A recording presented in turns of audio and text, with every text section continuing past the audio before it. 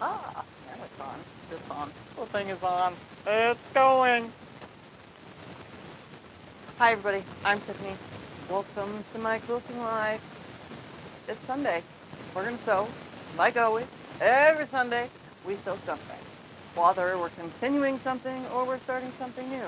Right now, we're continuing on all this Halloween fabric that I had saga. Like I had so much. So I'm sewing it all up into front. Okay, there it is. Now it's working. Let's see who is here. Wow, you guys are talking. Robin, Kim, Sandra, Donna, Julie, Joni, Karen, Christy, Evelyn, Sharon, Cindy, Robin, James, Joyce, Missy, Vicky, Aldia, Lois, and many, many more. You guys have been here for a bit, so this goes on and on. All right, so like I started last week with these blocks. Ta-da! There's a block. There was a 2.5 inch. What? Audio? What? Am I talking to nothing? Static. Plugged in over here. Blue light's on. Hold on. And then in. How's that? Is that better or is it still staticky? Is it still staticky? It's better now. Better? There. Good. Plug it, replug it back in. That's so weird. I guess that works. That's weird. I had to unplug it and then plug it back in. Whoa! Falling off my chair here. Okay. That's weird. I've never had static before. I did once when I was filming a video and I was like, oh my God, now I got to re-record all that section. I was like, oh, whatever. Anyways, so I had the 2.5 inch squares and I added them only within the block. I am not going to put them in the connections of the blocks. I had just enough 2.5 inch squares because I added this fabric right here. There's not much of it, but I was thinking I added that. Instead of doing, I was going to do 5 across by 6 down of these giant blocks. I have decided, because I change my mind 500 bazillion times. Plus, I'm just like making something up as I go. I'm stopping here. So to be 4 across by 5 down. And then what I'll do is take this fabric right here and put a giant border around the whole thing and then be done. Bam. Then it'll be a nice big quilt, right? And then I had, after making all that, 137, I don't think it really matters how many, but I had 137 squares left out of 307. So what I'm going to do with all of these is just make a 10 across by 12 down quilt. I know I want to make one giant quilt. This is already giant enough. It barely fits on the wall. So I'm going to make that and then another little lap quilt that'll be 55 by 66. So that's perfect, right? Because these are 6 inch squares. They finish at 5.5. So now all I got to do is put this together and then start on that. That shouldn't be that hard, right? So I'm going to get started by plucking them down and ironing, sewing, ironing, put it up, pluck it down, sew it. All right. I probably won't even put it back on the wall because, well, it's all the way up to the ceiling almost, way up there where I can't reach, and all the way down to the floor, and I don't feel like bending far down and standing on my tippy toes 500 times. So I'm just going to pull them down and sew them. How about that? And I'm going to do it while standing. And I think this is a pretty good order. I laid it out earlier. Everyone says, take a picture of your quilt, turn it black and white on your phone in the camera, not in the camera, but in the edit photos section of your phone. You take a picture and you go to edit photos. Anyway, I took a black and white, but because this is so much dark fabrics, it really didn't matter. Everything just looks spread out equally. That's all that matters, and I'm going to sew it together. How do I eliminate puckers in my block? How to eliminate puckers in blocks. Don't stretch fabric. Make sure your blocks are the same exact size. And when you lay them on top of each other, if you're getting puckering, pin first. And learn that pin first until you don't get puckering no more. Then you can do like me and not pin anymore and have a wonderful time quilting. Puckers are from pulling or fabrics not being the same size. So if this block next to this block was not the same exact size, you have to do a little bit of stretching and finagling to get, you know, the bigger one on bottom to suck in more fabric against the feed dogs, and then you'll get a pucker. But if you do it just right, you won't get puckers. All right. So I'm going to go ahead and sew these together. Let me find a foot pedal here. Oh, come on. My foot pedal is not non-slip anymore. That thingy does not help after a while. Also, can you turn the iron on, Mr. Scott?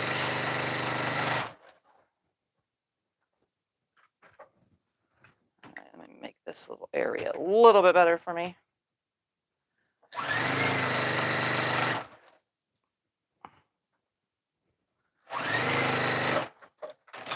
All right, so I'm just going to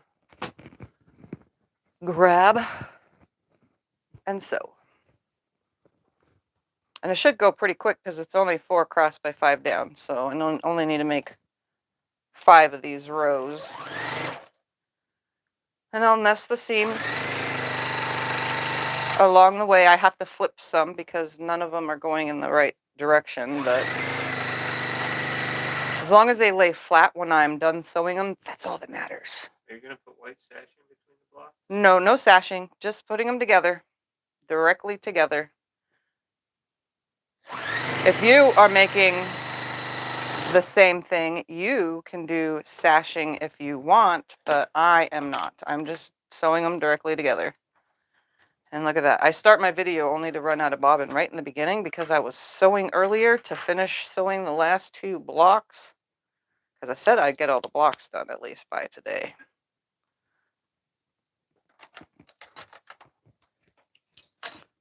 And for those that are curious, and today's the first time you haven't seen last week's video, these are just 6-inch squares that I took 2.5-inch squares and snowballed the corners within the 9 patch. So I laid them out into a 9 patch and put a 2.5-inch square snowballed on the corners within the square. So the middle one becomes like a circle, which is the snowballing thing. That's what I'm pretty sure snowballing means. I tried to explain that last week because nobody knew. I didn't even know, but I'm pretty sure that's what it means because we created a ball.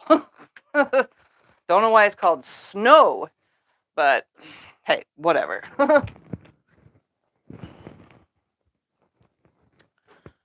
But that's all I did. That's all this is. It's pretty easy.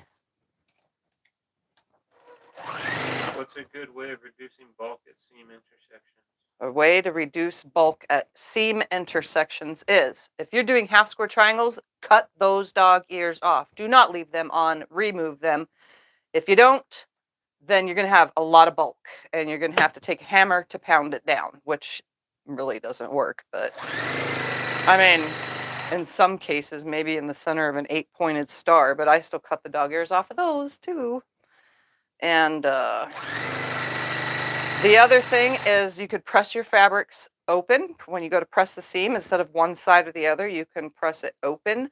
I don't do that. I think you get an equal amount pressing to the dark, pressing to the light, and then nesting them up. You still have an equal amount on each side instead of 4 pieces on each side coming together in a flat seam. I mean, it makes sense in my mind. I'm not sure if it makes sense in anybody else's, but in my mind it does. What happens when you sew a bias side to a straight edge?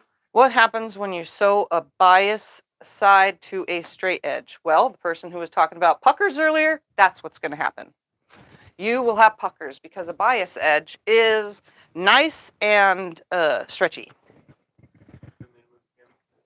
No, I'm just quickly... these are giant blocks now, these giant 9 patches, so they press pretty easily.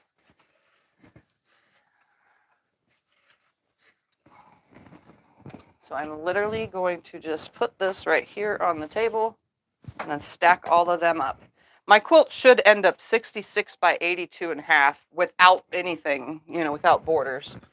So it should be perfect. Perfect size. This will fit on a twin bed nicely. And nobody ever said you only had to decorate on Halloween with Halloween quilts. You can use a Halloween quilt all time of the year because the fabrics are awesome.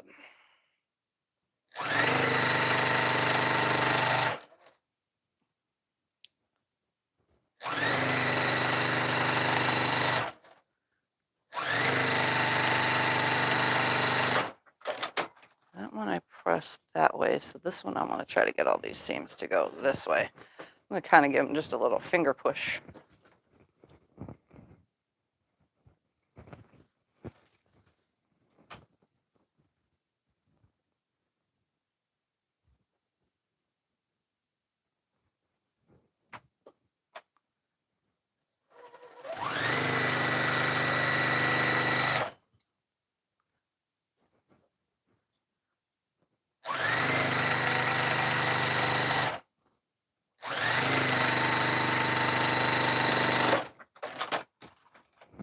Finger push.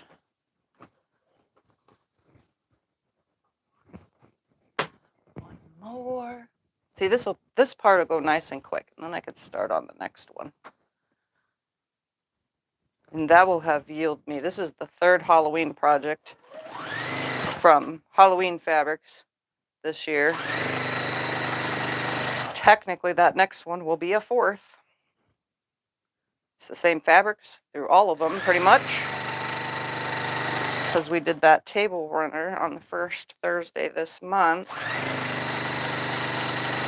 which was Halloween. All of October is Halloween themed.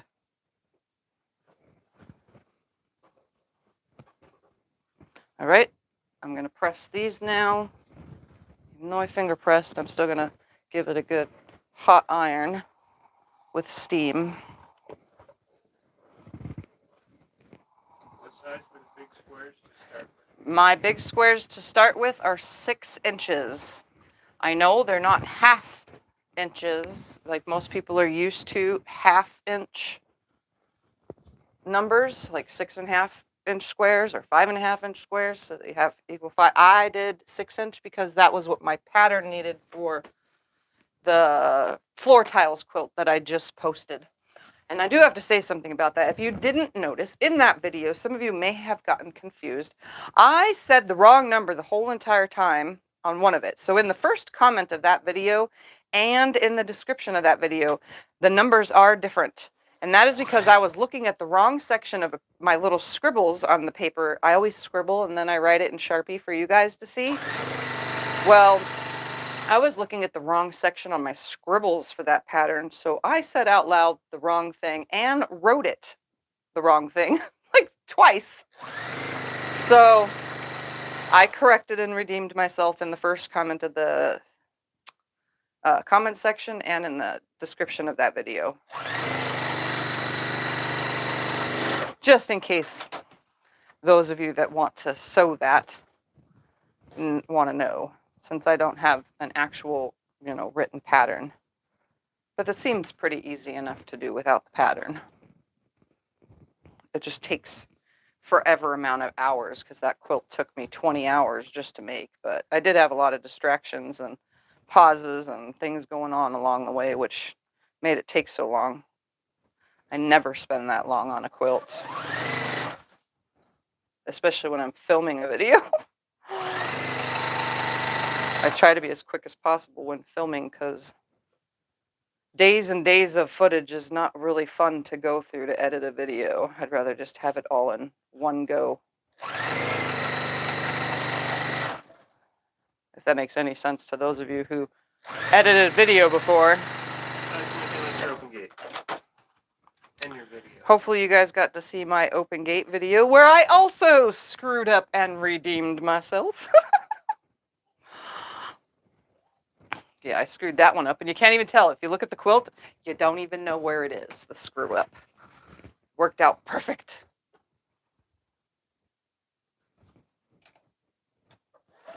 I'm just having a bad week, that's all, and last week too. This week I barely did any sewing This week, Scott's been running the embroidery machine all week. And I did long arm jobs. I stayed away from this kind of sewing so that I didn't screw anything up. So I did long arm stuff, which I didn't screw anything up, which was a good thing.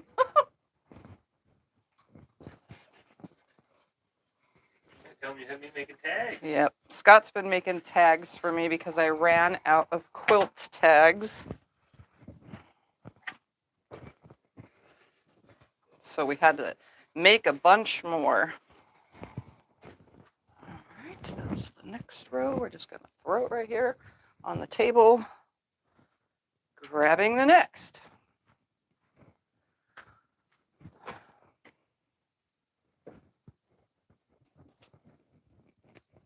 Tuck that back in.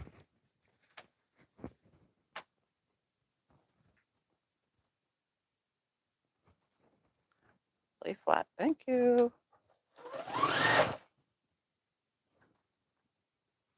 Should we show them our Norelco old iron that we're using for the neighbor?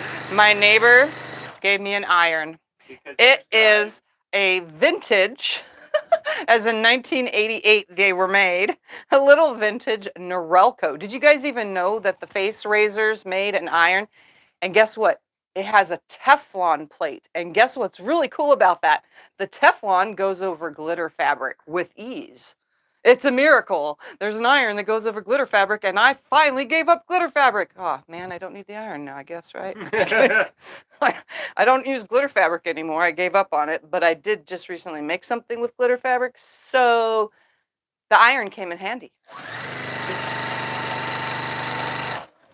I guess it'll go good over applique and things like that from now on, you know? But yeah, our neighbor gave it to us. Says, my wife never used it. And I don't iron. Well, obviously, men don't iron, except for Iron Man I here. iron all the time for you. Oh, or if you're in the military, then you iron. But yeah, he had that just lying around. He's like, I don't need it. Here you go. All yours. I was like, awesome. So hopefully this 1988 iron will last us a long time. But I have never heard of the shaving brand Norelco make irons.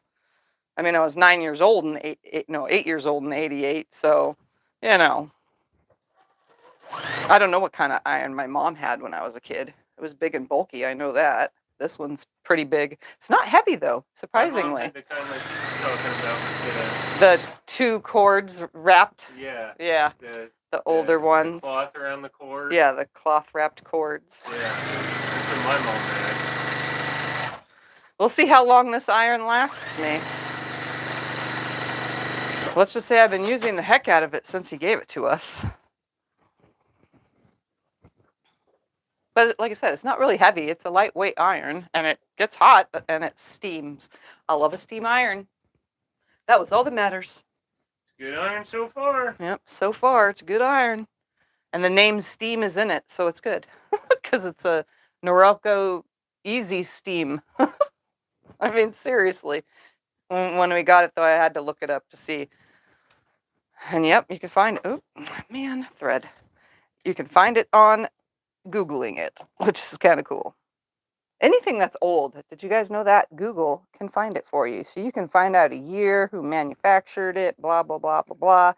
Even if you only have a picture of it, you take a picture, you know, in Google's picture search thing, you could take a picture and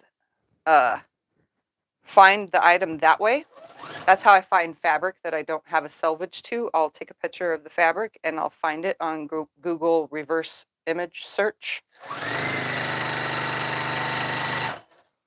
So if you didn't know that, you can do those things with your phone or with an iPad or whatever pad, you know, tablets. But yeah, that's how I find items.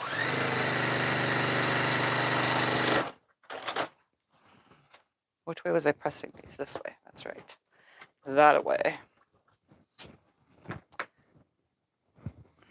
I'm a Googleaholic, if you guys didn't know. So I'm able to look anything up and find anything and get pretty good answers just by searching on Google.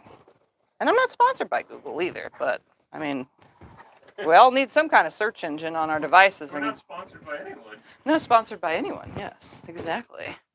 But I do turn to Google for everything.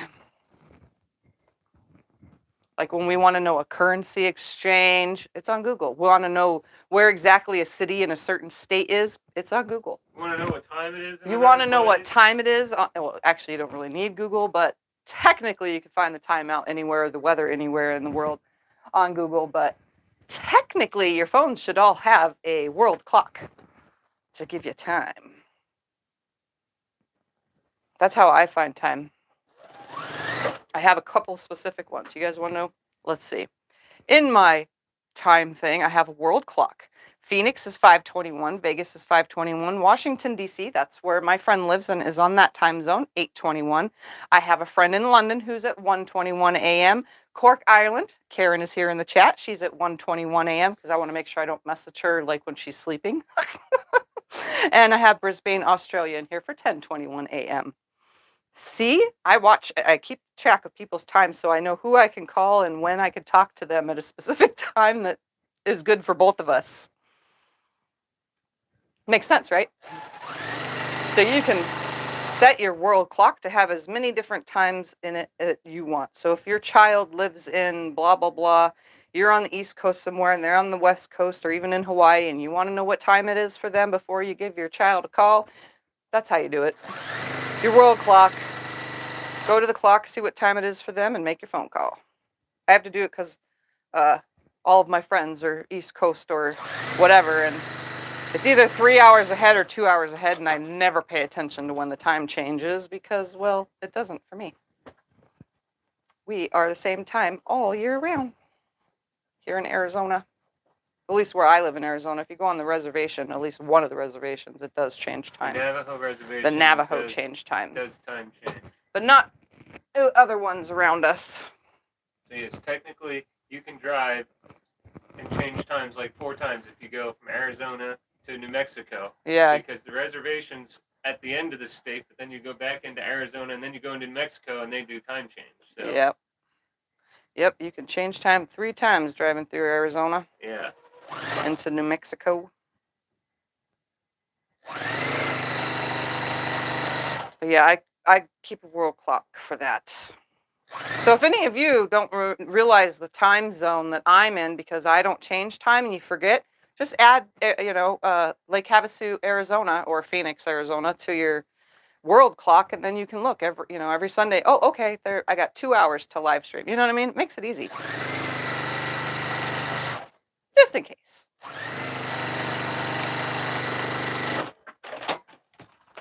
All right, which way was I going again? Oh, this way. To the left. One more block to sew on, and then we could sew these rows together.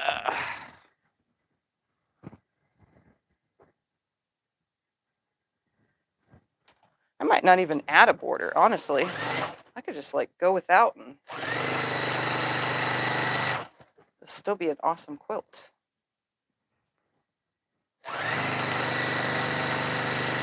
Because it's still twin size no matter what I do. You know?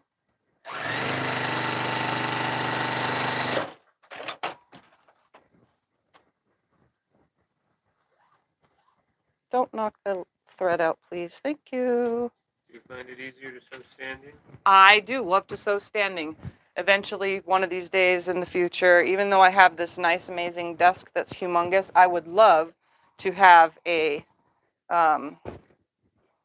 standing desk. But right now, I can't fit a standing desk and my giant desk in here, so. Someday, though. All right, all 5 rows are together. Now I can sit, put one on top of the next, on top of the next. I'm going to move these, though, and these. Can you put these tags over there for now? Do you think you have more control when you're standing, or do you go faster? So standing to sew versus sitting right now. Standing to sew on my desk is, I like it because I could stand, and I can't stand sitting for long periods. My tailbone pain is coming back, and it's getting to the point again where I can't sit on my butt. Anyway, so standing and sitting is good for me. Problem is with standing, because this desk is really low, because it's made for short people like me. Due to that fact, I have to bend my head down to look, and if I need to see anything at the needle, I have to tilt my head back and look down because I can't see the needle. I can see where I'm sewing as long as it's next to my seam guide, my magnetic seam guide, it's good. Sitting to sew is great and all, but after a while, sitting to sew, my shoulders get aggravated. So standing is better because I can still move around as long as I don't have to really pay attention to the needle that much because it's low. But if I had or you had an adjustable desk, I feel like standing to sew, get your steps in. You're less stress on your knees because when you're sitting, you have to get up and down, up and down, up and down to go to your iron, especially if you do like I do. But if you want to get your steps in and you want to get some physical activity in your life, I think standing to sew is probably better. And I do better when I stand to sew. So, I mean, sometimes it's a no-brainer, but then it's other times, you're tired and you need to relax. And especially when you're getting older, everything starts hurting. So just imagine sitting here for 6 hours sewing the same thing over and over again. It's going to take a toll on your body, and then you're not going to want to sew the next day. So I would alternate your standing sitting if I were you, for those that are, curious about it. All right, so I'm going to put this row on top of the previous one. I'm not going to pin or anything. I'm just going to put it on my lap and sew this really long seam and nest the seams as I go. Line up. Thank you. My back stitch at the start and stop. And I'm just going to feel for the seams, sew to the next. Feel for the seam, sew to the next. This one is facing that way. This one is facing this way. Long seams are a little bit easier to do sitting down because you can have it on your lap. Since I don't pin, it makes it easier to keep things lined up a little bit and you're not stepping on it. But I guess the only downside to standing besides the neck thing, a normal desk is taller than this, but the only downside is you got to get used to sewing with both feet. Because if not, and you're only using one foot to sew constantly, and you're only standing on the one, you can give yourself plantar fasciitis or something like that with your foot from standing in that same position too long on one foot. Because remember, you only use one foot to sew. So you got to learn to alternate your feet, which is what I do. Because I don't want any more foot problems than I already have.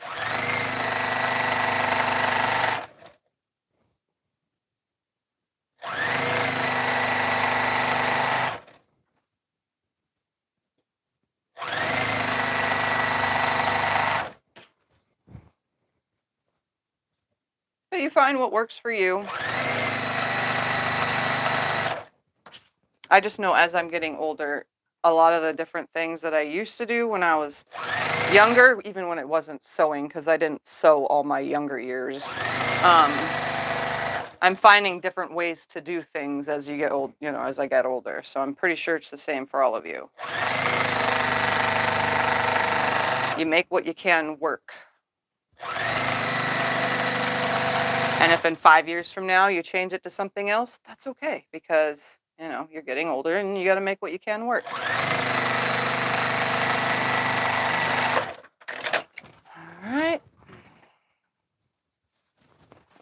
Now I'm going to sew opposite. So I'm not even going to bother pressing this just yet. I'm going to take this next one and put it on top, but I want my shorter one on top, so I'm going to actually start sewing from this opposite side now.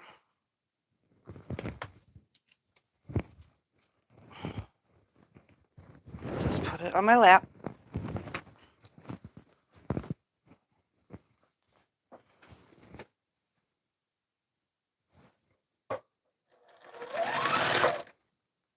And so on.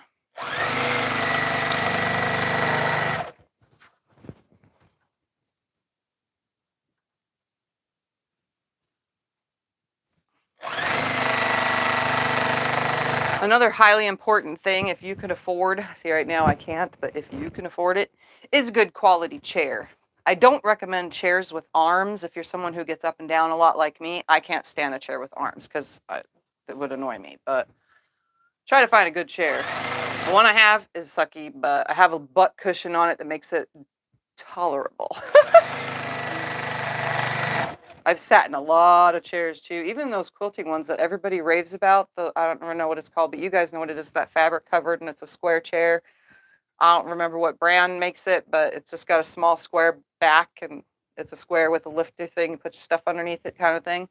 I don't like those. I can't stand them at all. They feel hard as a rock to me. And then I've sat in a couple gaming chairs that they had at Staples. That's the one we have here in town. And some of them are very comfortable, but they all have arms. I don't want a chair with arms. I want a chair without arms. And all the ones they had at the store all had arms. And it looked like it was built into the whole bottom section of the seat. Like, couldn't even remove them. And none of the chairs that I even liked so far fit at my desk either, because I do have a really low desk. Like, when I say it's low, guys, if you have asked anybody that's ever came here to sew at my house, they'll be like, yep, that's a low desk.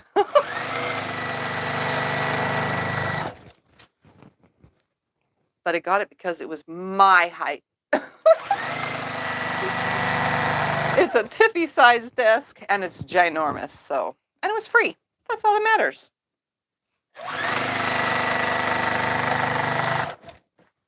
But I like that it's big. I've never seen a desk with this much space on it in a sewing room besides mine.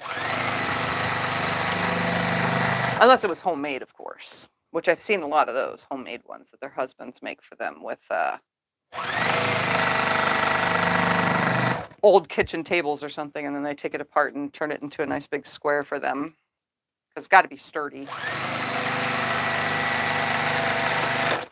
Especially if you're using a Juki like me. This thing shakes, rattles, and rolls, this desk. And this is a pretty sturdy desk. All right, same thing. And then I'll press the whole thing and woohoo, it'll be done. And then I can start on the next.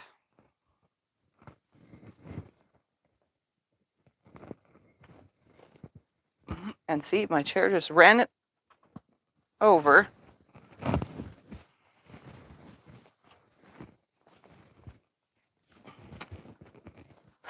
Oh, you want to hear something funny?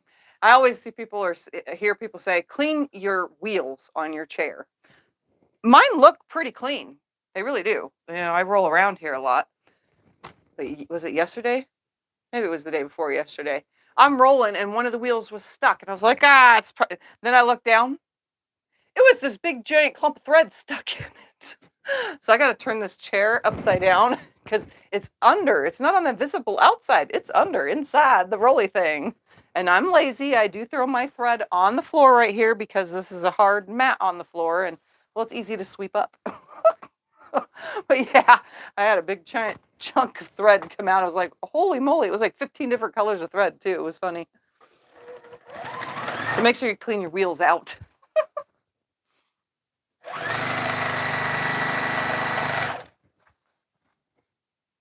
When I first started sewing, I used a foldable chair. The little portable ones that you would see when you buy a 4-piece little table and chair set that they call a poker table. You know, you buy those little things and they have little foldable chairs and it folds with the table and matches all up and everything. I used one of those chairs for the first year, and well, that really sucked. Except for the fact that I could put it away whenever I wasn't using it. And I was able to use my wheelchair because back then I was in my wheelchair.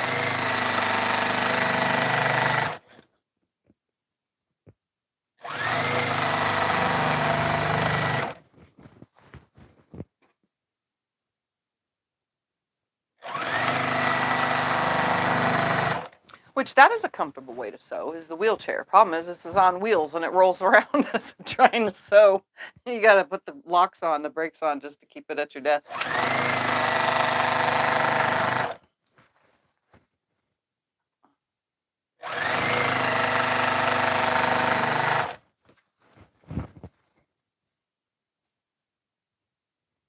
Oh, it's going that way. Okay. Whew. sometimes I could fill these seams and sometimes I can't.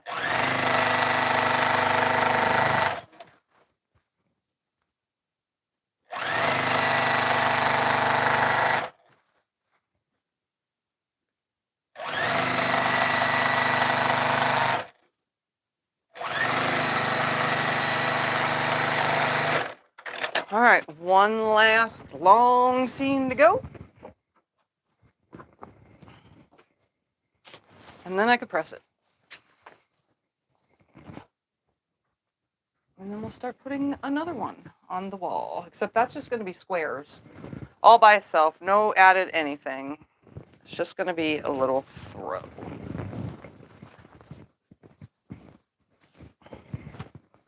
Not too little though. 55 by 66 is pretty good size, I think.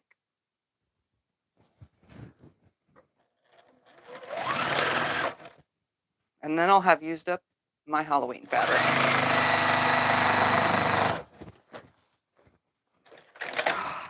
See, I did it again. I veered out of my 1/4 inch seam allowance.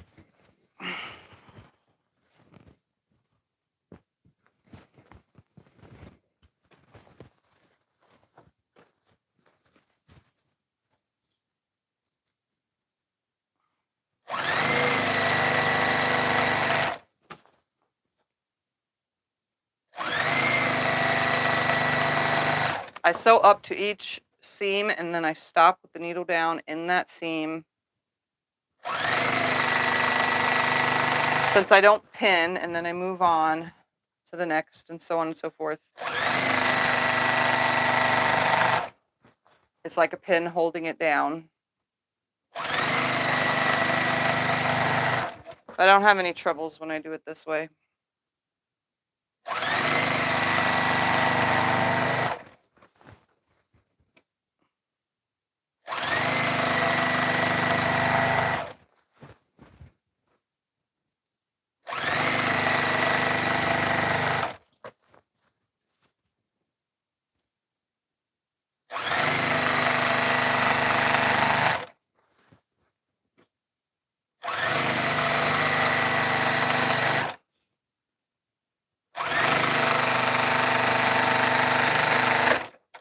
All right, I'm gonna press it and then we'll put it up or hold it up or whatever so you can see it together, all in one.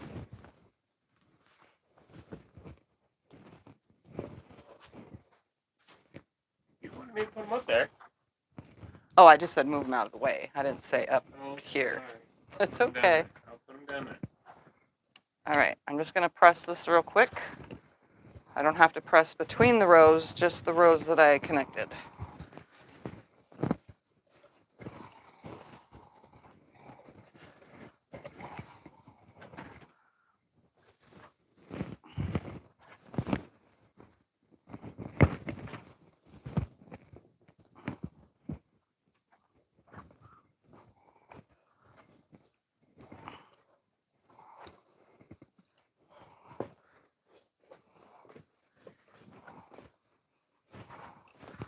Just takes a second because my ironing board is a little bit smaller than this quilt. He's gonna turn the camera. Is he using the old iron? Working better than all the new irons? Yep, So far, we'll see how working a lot better than all the new irons, he's saying. So far. It's just the way they made them when they were older.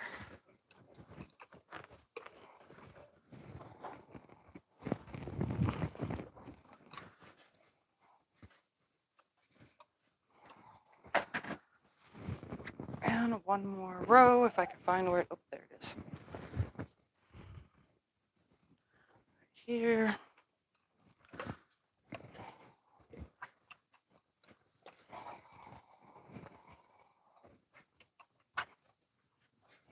The cool part about having a large ironing board. Oh, come on, you stupid seam. Thank you.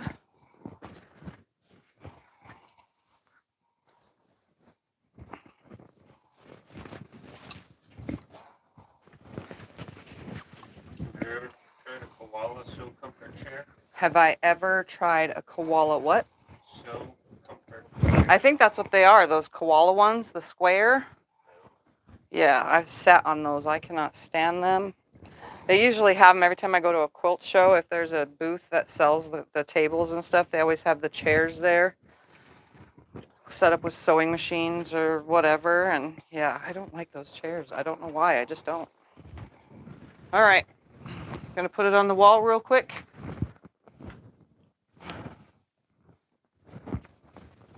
About right there. There we go. Oh, help.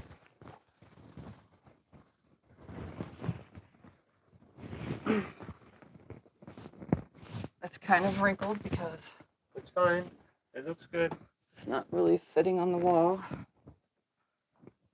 It looks good. All right. Quilt number 3 of my quilt projects, this quilt projects for Halloween this month, all put together.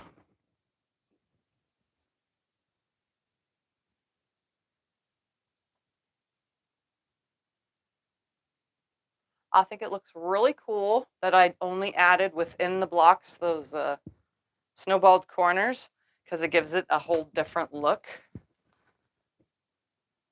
So you get like a long piece here, regular squares there, then you get your circles mixed in there.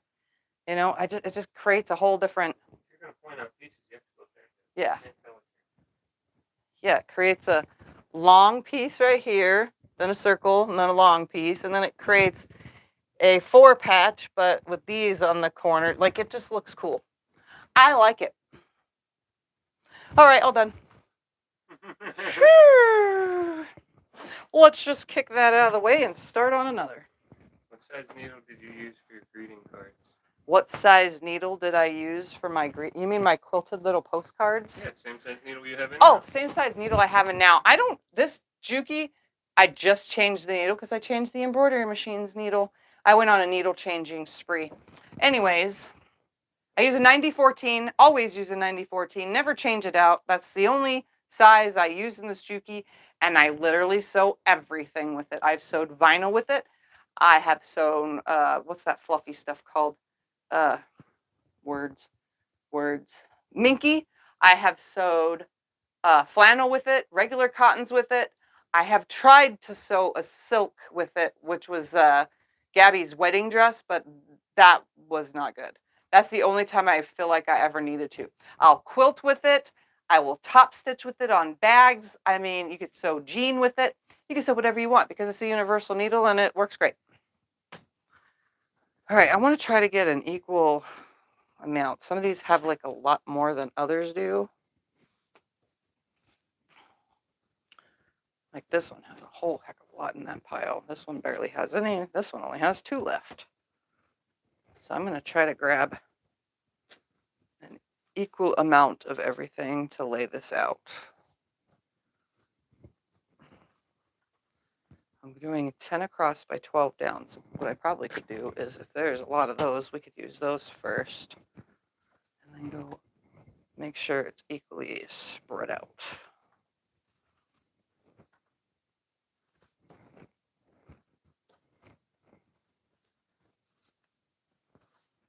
1, 2, 3, 4, 5, 6, 7, 8, 9, 10, 11, 12, 13, 14, 15, 16, 17, 18, 19, 20, 21 different fabrics left. All right, let's see what we got here. 10 across. 1, 2. I might have to go here. Let's see. I don't know how many 10 across is going to be. 3, 4,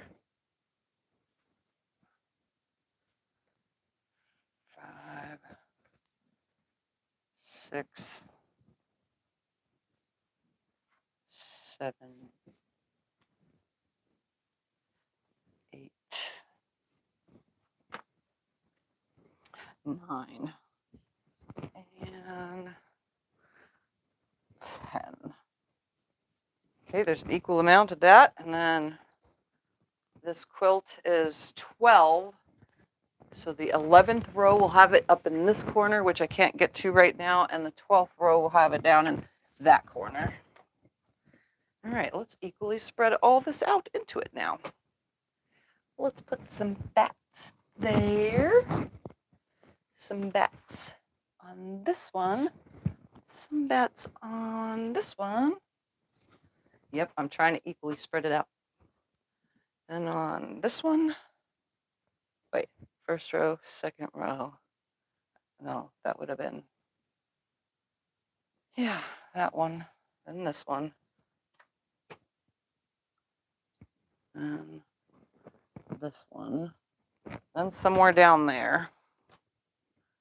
How many of these are there? Let's put that up here.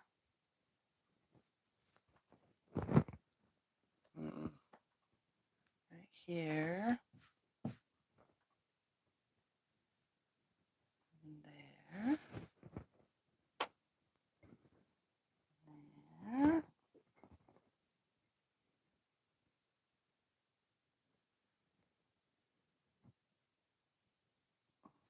There. Okay, come on. And then one will go up in whatever number that is, and one will go down near that one. It's time to tie my hair up, by the way. You need a clip? No, I got it. I brought one in just in case. Because it's getting sweaty. When I have to work like this is when I get all hot and sweaty.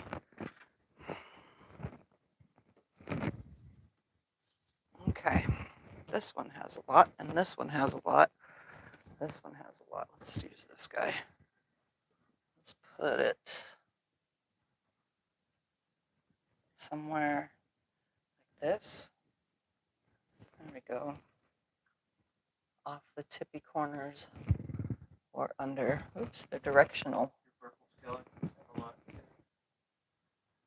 Let's put one up here. One right here. And one down here because there'll be 12 total rows. Used. Oh, there's a lot of crows in the hocus pocus too. I'll put this guy under the white. Above the white.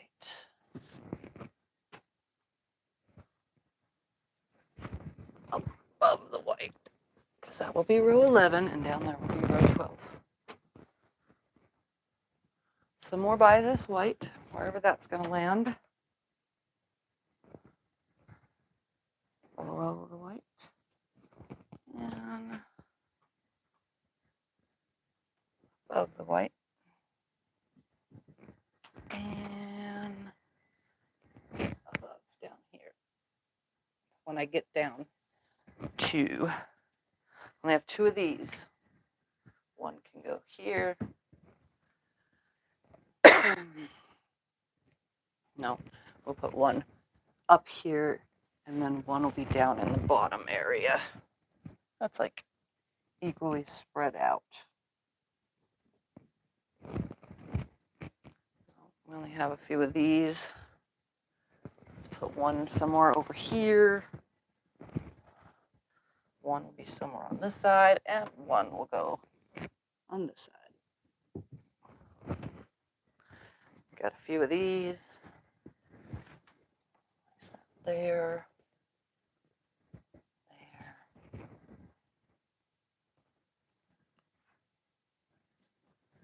There. For now, we'll fill in the rest in a minute.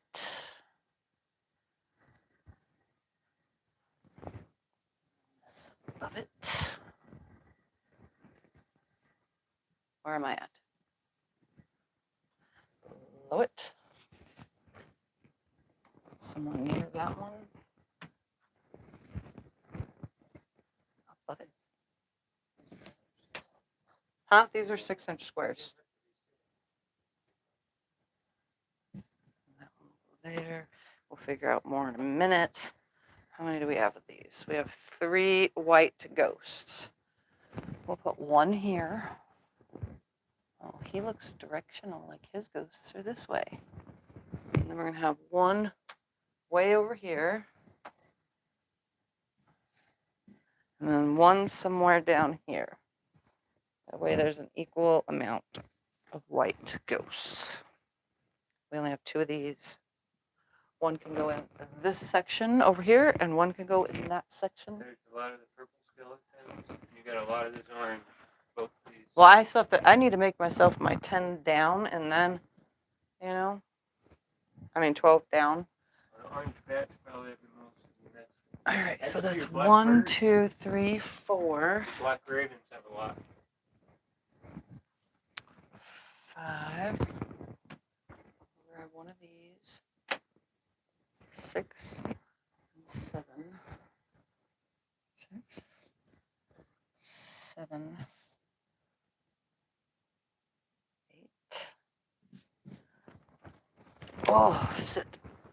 9, 10, 11, and 12. And then this will go right here. There we go.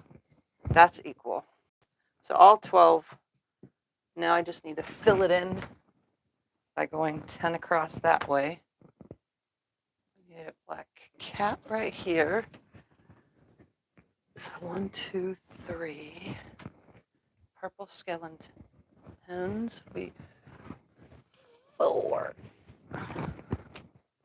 Spider webs. 5. While you're doing that. One of these. Those are the ones that glow, by the way. He wanted to show you in case you missed last week. 1, 2, 3, 4, 5, 6. This is 7. This is 8. And this is 9. And this is 10. There we go. Now I have a visual. It's going to be a square quilt. No, it's going to be a rectangular. It will be a rectangular. All right, let's put this guy right there. And we got some kitty cats there, so we're going to put a kitty cat here. And a kitty cat somewhere right here. Put it right there. And then a kitty cat somewhere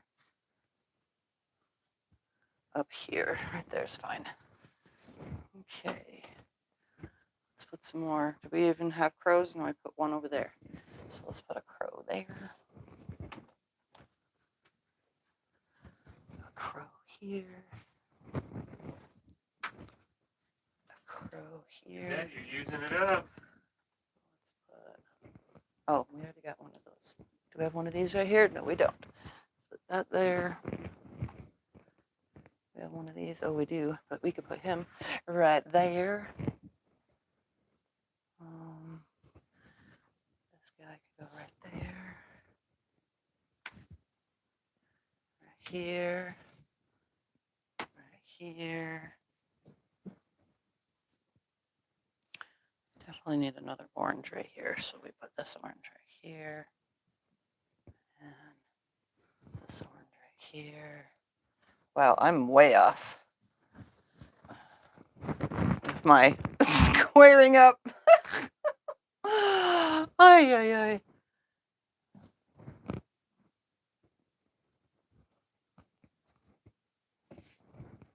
What am I at? 1, 2, 3, 4, 5, 6, 7, 8, 9, 10, 11, and then one more down at the bottom makes 12.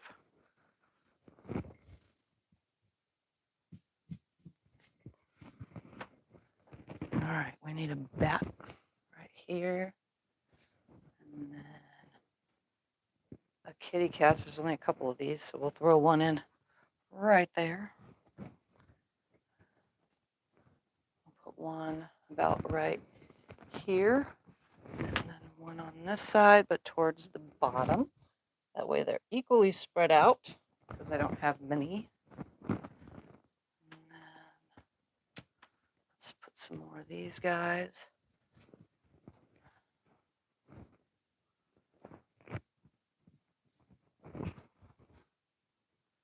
Ooh, I did have one more of those. Let's just put him. Where? Where shall I put him? I'll put him right here. Why not?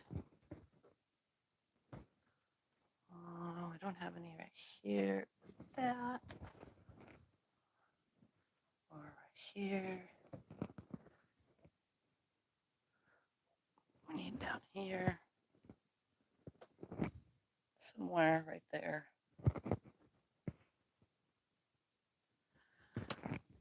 This one could go like that. This one can go right here. Move this over just one. Oh, yeah.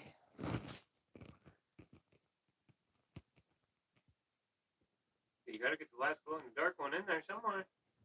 No, he's there. That one's there. That one's there. One right there. We need one central right here. All right, crows. Not to be the organizer, because that's you, but you have one right here. Oh, okay. Yep. No, there's one right there. Yeah, that'll work. Because then you have one there and one there, so that'll work. Need some crows right here. You've Need been some using me. crows right here. Need crows right here.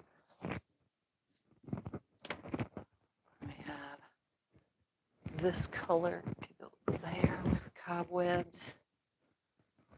I'm trying to equally put all this out here, you know? There. We want an equal seaming amount.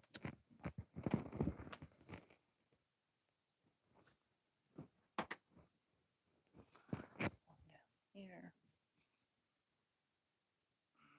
I know you guys just like staring at my butt.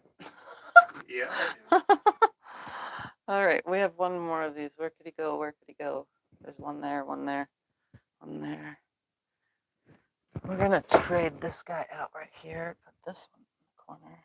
Are you gonna Put this stitch one. these straight, or are you gonna do something with them like the last one? No, I'm gonna stitch these in rows and then put the rows together.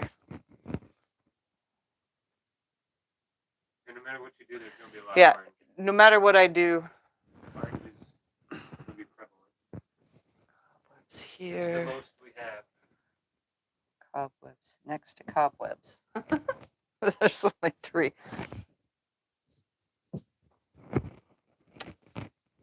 Bats I have a whole heck of a lot of, but I'm trying to like put those in all the empty spaces once the rest of the colors are in.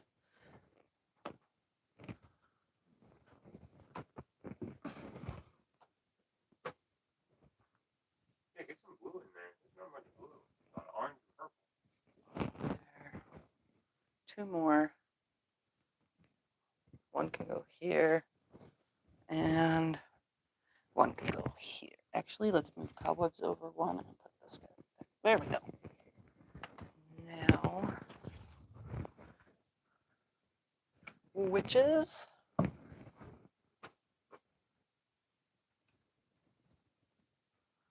Witch. And one more witch right here. Okay. Let's do this polka dot one. Oh, there's already one right there. That one can go there. I might have to move some around because now I'm bunching up the last of the colors. So we're going to move this cobweb to here, this orange to there. All right.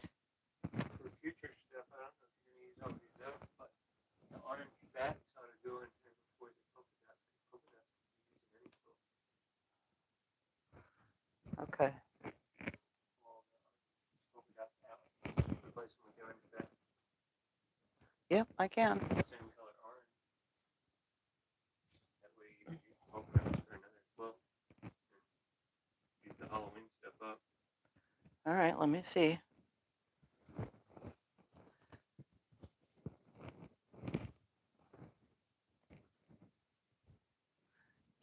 Where was I? You confused me.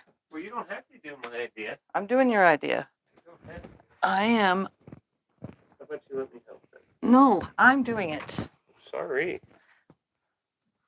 This is, oh, Sorry. no. Bats don't have really an up or down. They're every which way. There's more bats than there is anything. All right, hold on. We need to fill in the gaps. You have purple ghosties, and you got purple skeletons. You got lots of purple left. Hold on. There might be some other ones we could remove and replace.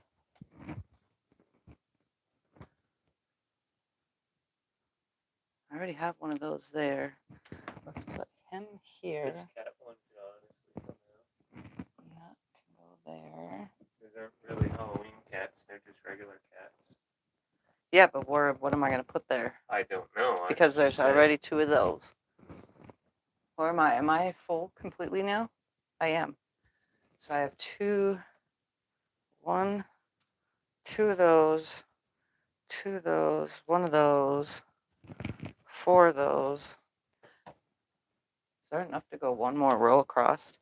1, 2, 3, 4, 5, 6, 7, 8, 9, 10. Oh, there is. There's enough to do 1 more row across and do 10 by 13. Well, look at that. I'm making the quilt bigger. All right, so I will make some choices here. I'm going to sit here on the floor real quick, put a couple of these down here, and replace a few just so that it's fully spread out.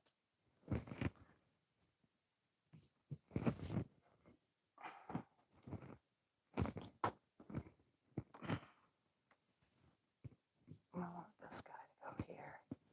Put this one right there.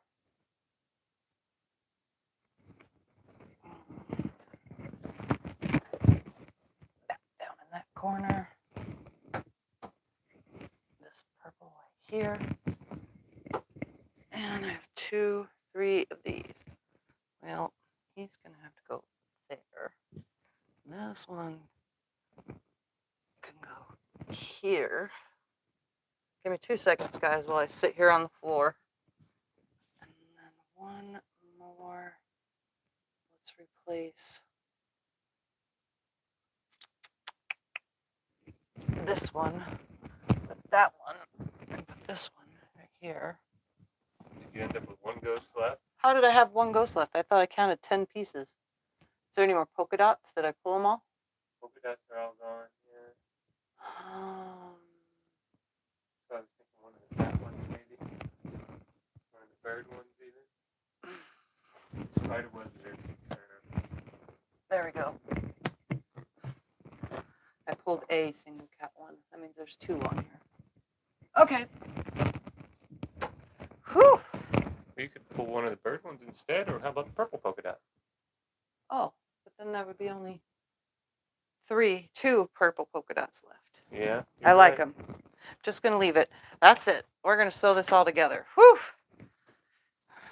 I'm going to take a step back, though, and look and see if it's like equally spread out for my brain. Well, what are we trying to spread out? Hold on. There's purples touching, there's orange touching. I don't know what We're going to switch this guy. No, not that one. This one for this one.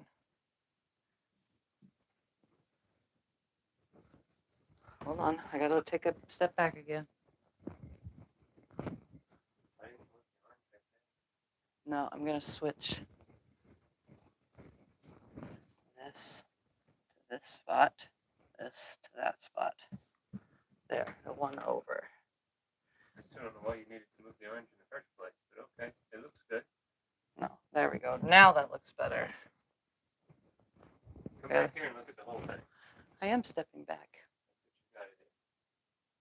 So I need to switch some of these because they're like not as equally spread out.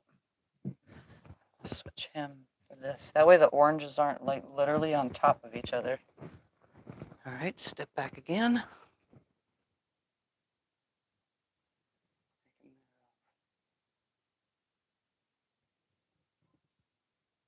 I'm going to leave it. I'm just going to stop worrying, leave it, sew it. All right, we need row 1. Lead 2. Do you want me to hand it? Nope, I got it. Okay. This is short people problems here. All right. They know how you sew blocks together.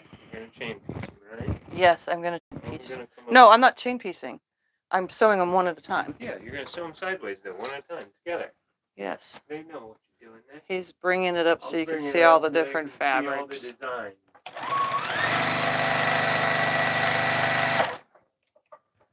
Come on, you stupid pedal.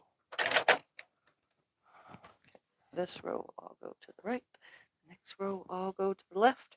And so on and so forth.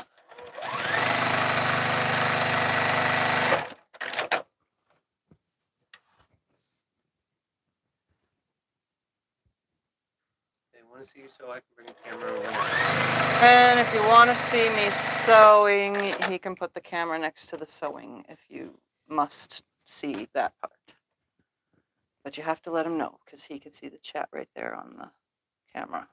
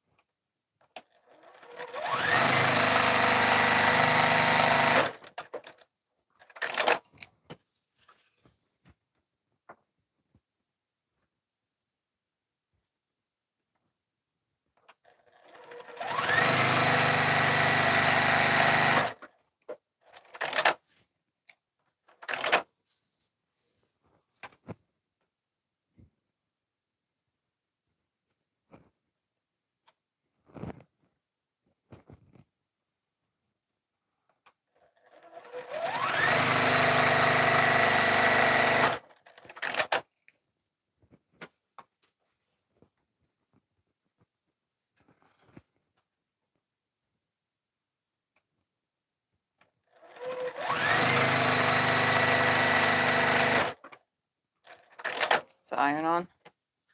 No, sorry. You want me to iron or you can do it? I'm going to do it.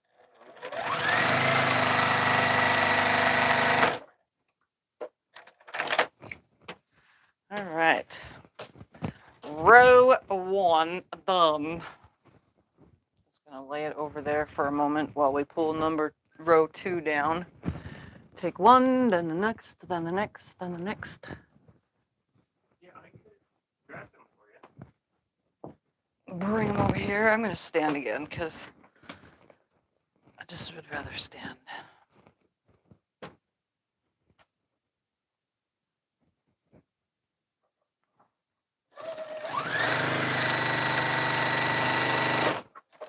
All right, this row goes to the left because the first row went to the right.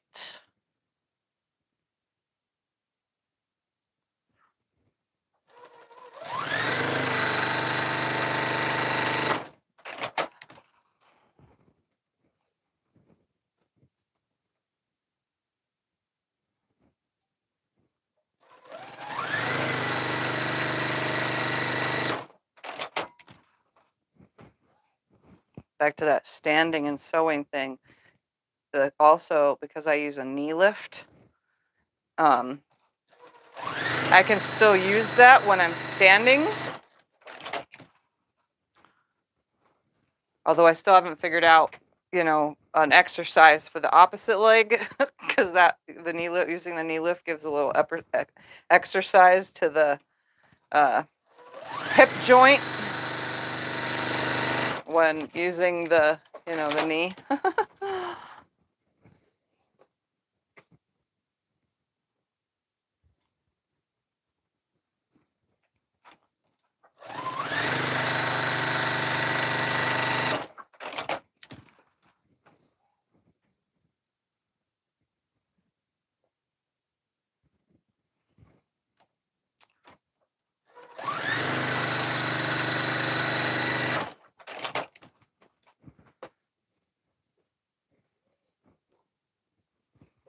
I like just sewing quilts where all you do is sew squares together.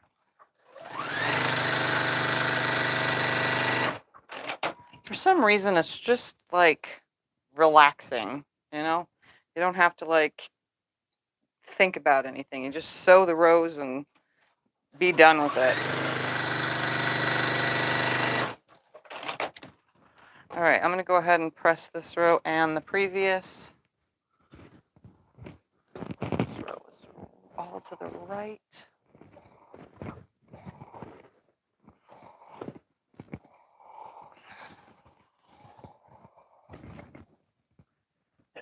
Bless you.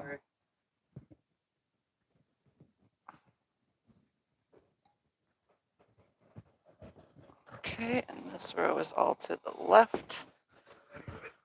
You're not in my way.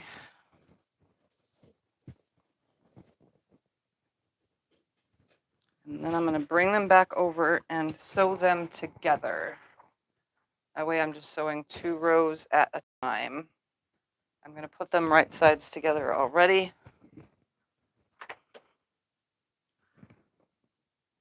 I'm going to back stitch. And I'm going to show you guys, you can stand and sew rows together too. This is kind of a little shorter, so it's not like dragging on the floor under my foot pedal or my other foot. It's not big, so it's not yanking at all. It's kind of landing nicely. As long as you don't pull or tug, everything should be fine.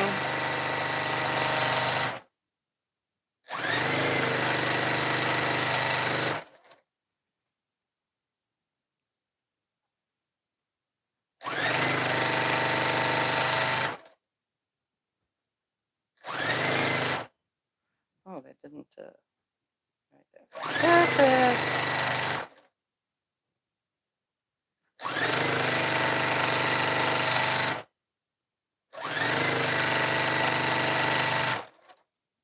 That's why I like that they created charm squares, layer cakes, jelly rolls, and stuff, because it allows you to just sew. Nothing else to worry. You just sew those pieces together and create a quilt. Family and friends don't even know the different patterns anyway, so they wouldn't really care, honestly. That it's just squares of cool fabric sewn together. Because they really don't know the difference. Us quilters do, but if you just sew squares together, the 9-year-old grandchild recipient of the quilt is not going to care. You know what I mean? It's like, oh, that's cool, that's awesome, no matter what. All right, I'm going to put this up on the wall.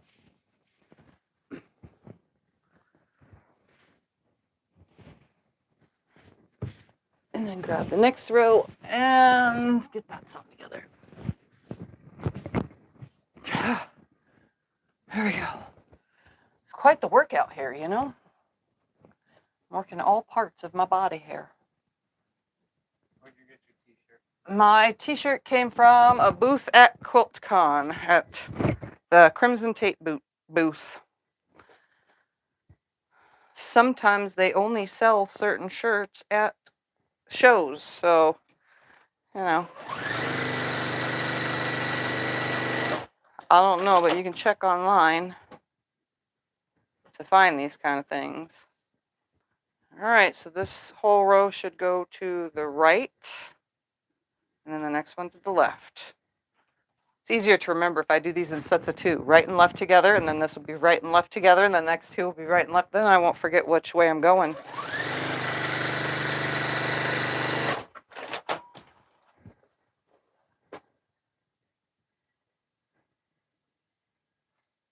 that a freebie at a booth? No, it was a paid for at a booth.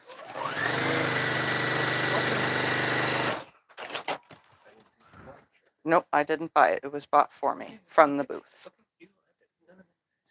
Oh. Oh.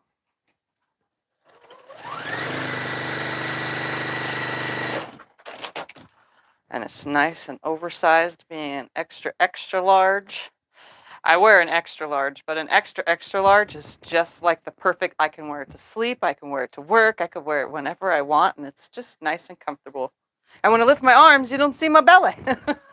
I've gotten some extra large shirts in the past, and when I lift my arms, because they shrink down so bad, then you see my belly. Scott has that same problem when he wears his shirts. I think we all do.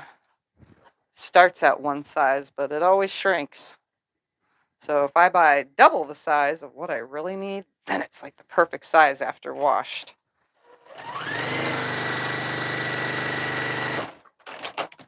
I'm not one of those girls that likes to wear tight clothes to show off my curves. I like to cover it all up. I've never been like, what's the word for it? Like girly girl. I mean, for a while I dressed in jeans with high heels. Every time I wore jeans, I wore high heels. But they were like wedges or, whatever. Just because it made me look so tall. Well, it actually made me tall, but it made me look so tall. Made it look like I had really long legs. But I can't walk like that anymore. High heels are a no-no. I even went to Maxine's wedding. I tried on the pair of wedges that I have, and I was like, oh, nope, not doing it. So I don't have any high heels anymore. I don't even have any pumps. It's all flat. All flat shoes. I can't do it. Can't walk in them. I used to, though, but can't anymore.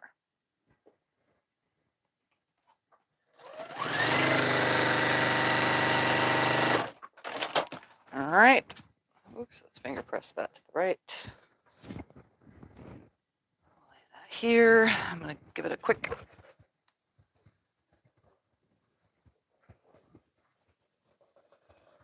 All right. Let's put that next row together.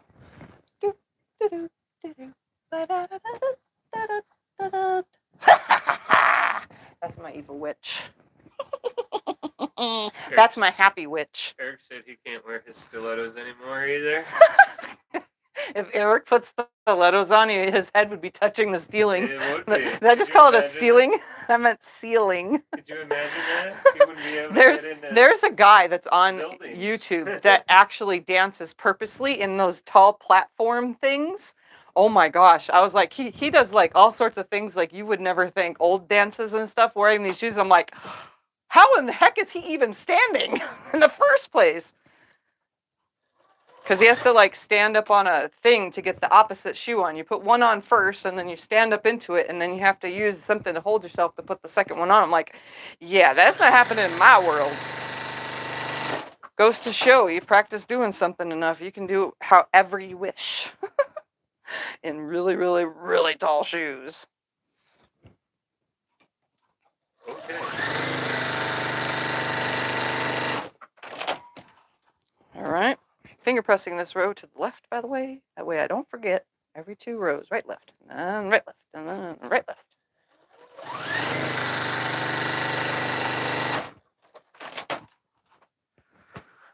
For those that are new to my channel, this is a normal Sunday when I just sew. And now for those that don't understand, when I say I make a lot of quilts every month, I'm on my second one for this video and last. So that's 2 quilts in 2 weeks just with these 2 quilts. I make a lot of quilts. I only say that because like the last couple weeks I've had a few comments that say, oh my goodness, you make so many quilts. You have so many videos.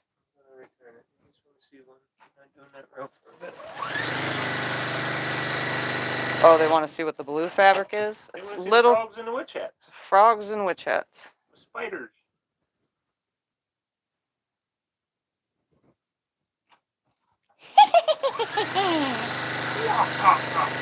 Oh, wait, a frog witch sound? That would be... That's a frog witch. I have no idea what you're trying to say, but... When I was a little kid, that's all I ever did was laugh like a witch. All the time, everywhere I went. Oh, that's so funny! And still to this day, it makes me smile. That's more like a Dracula. I know. We're doing Halloween stuff.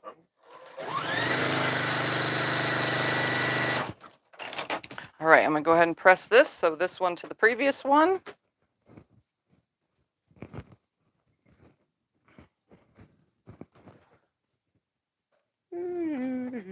Pressing the fabric all nice and flat. How about a witch with a cough? No, that one's not good. Going more there. How about a baby laughing? Just the goofy one from Hocus Pocus. The one that rides the vacuum cleaner. I don't remember the Hocus Pocus lady. How does it sound? I don't remember either, but she was the funny one.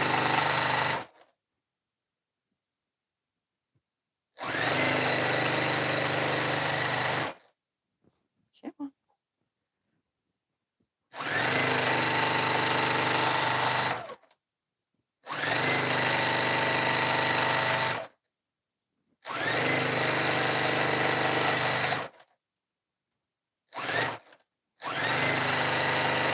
I'm probably making people's dogs bark with my witchy laugh, huh?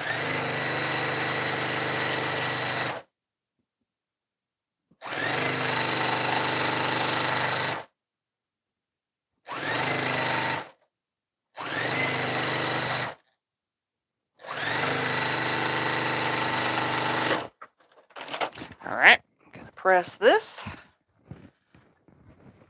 Doo-doo-doo. Nice and flat. Oh, that seam didn't nest all that great. Oh, well, I'm leaving it. That looks good. Well, it's off like more than an 1/8 of an inch, but guess what? It's 2 orange fabrics, so it really doesn't matter. It's fine. No one's gonna notice. It looks good. I really don't care. It's a lap quilt, so what does it really even matter? Nobody's going to pay attention to my piecing on here, so I don't need to be perfect. It's all the more spooky when it's messed up anyway. All right, then back to pressing to the right.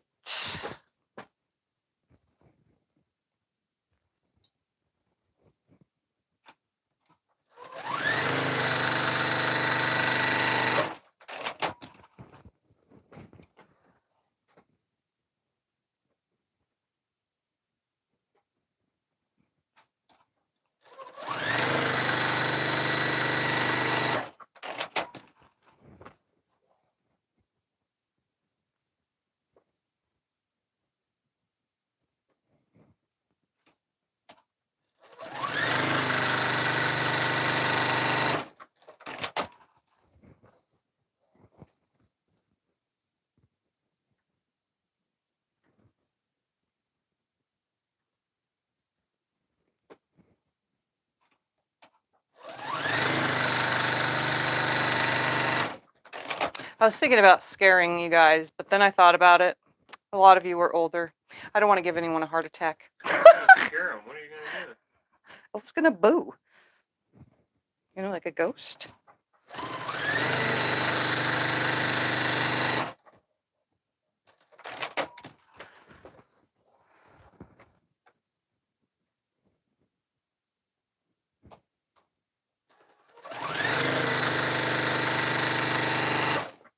But I can do this. These patterns are good.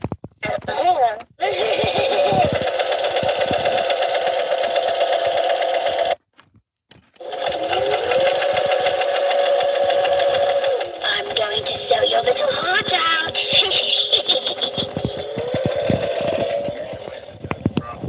Huh? You're in the way of it. They No, wanna see it. I put the microphone Yeah, up but to they it. wanna see the thing too. Oh, well, they can see it. It's still going. Yeah, it is. I can pop in with a little bit of my foot sounds. My little scary sewing skill foot.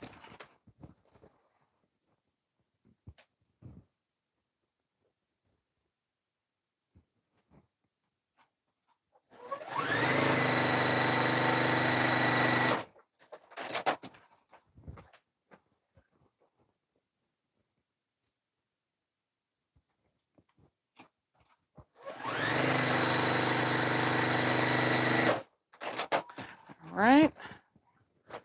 done. Everything's pressed to the right. Take the next row down. It's 6:30. Be ready to start a third one. No, I won't. I'm just teasing. I'm just teasing. Just because I sew fast. All right, this row goes to the left. To the left. To the left. Left, right, left. And this piece is a crooked piece. That was going to screw my brain up.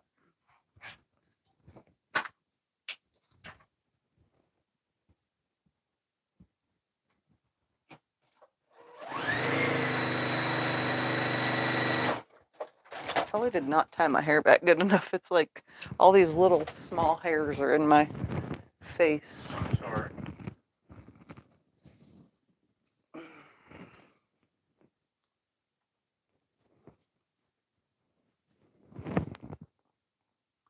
Get it nice and tight. There we go.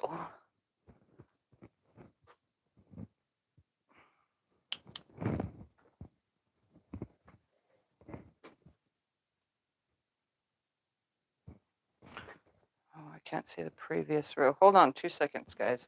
I think I have two crows really close together. So I'm going to look and see if I move this crow. Oh, I can't switch it because then it'll be two Frankensteins on top of each other. Oh, well. Close to the crows. Two apart. Oh. That's okay. Like I said, it's just a lap quilt. Or do you want to switch it one of the bottom ones? You got two crows in that row, but there's not a one crow in the next row. Or the row beneath it. Okay, hold on. Let me put this underneath real quick. 1, 2, 3. The fourth one is this. So if I move this up to here and this to there, I mean, okay, that's good enough. Whatever. Whatever. Yeah, that'll be fine. That'll be fine. Made a swap.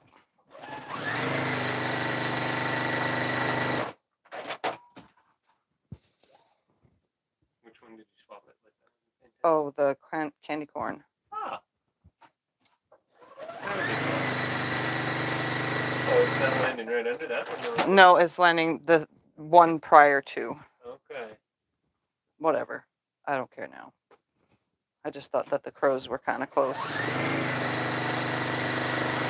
And not as equally spread out as my goal with this project. But remember, these are all just the leftover squares from me cutting 307 of them. And technically I cut a lot more because I cut 56 for the other project. The floor tiles, plus the 307 I had here for the other quilt and this. So yeah, I cut a lot, a whole heck of a lot of 6-inch squares. But you know what, when it comes to like Halloween fabrics or big print fabrics, the bigger the square you cut, the better. It looks better. You get more of it. Look at these are two next to each other as well. What the heck? Okay, I'm going to swap that with something else real quick. I'm out of bobbin anyway. I'm going to go change that out with the one below it.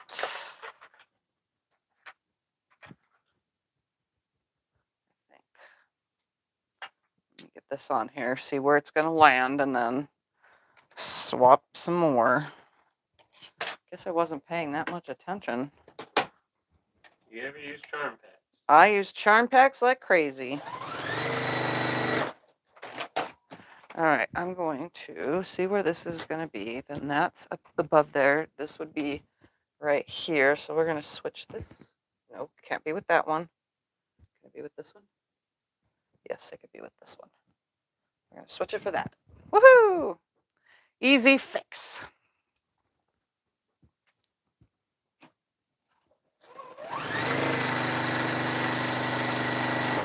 Yep, I use charm packs, layer cakes, jelly rolls, fat quarter bundles, I use all that kind of stuff. I even use those little mini charms, although I'd rather just cut those sizes from an actual charm pack itself. Those little 2.5-inch ones, or from a jelly roll, honestly, because that's just too little of a fabric.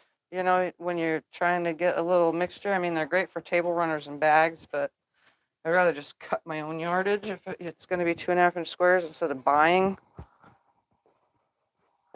those ones already 2.5, if that makes any sense.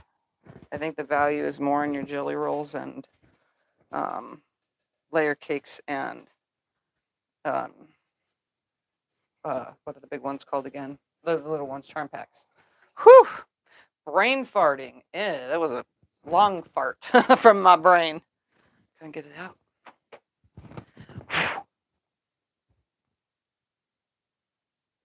You get where I'm going here, though.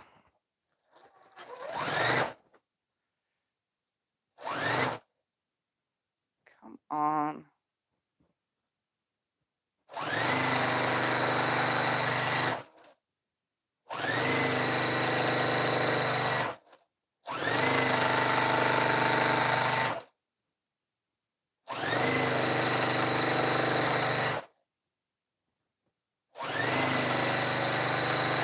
Oops. I veered off again.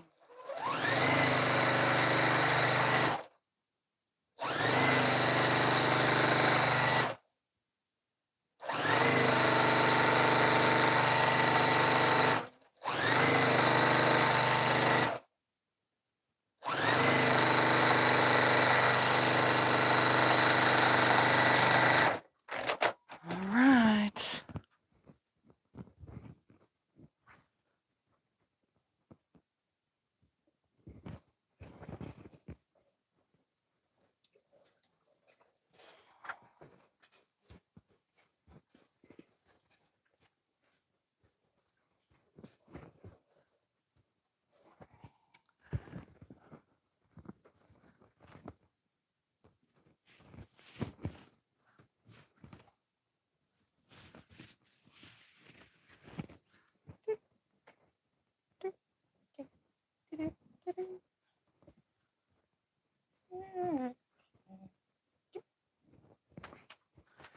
Back to pressing to the right.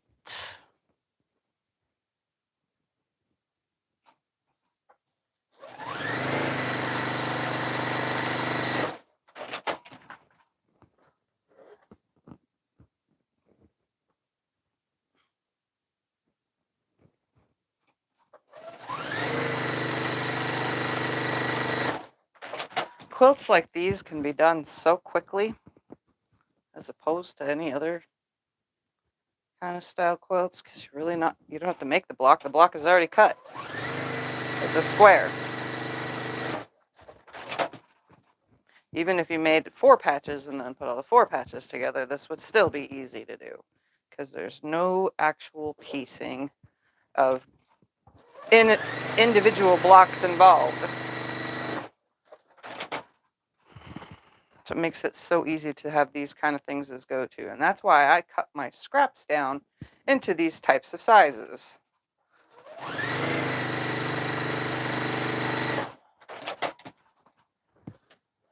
If you haven't figured that one out, watch my how I organize my scraps or my recent fabric organization, whatever video that I did.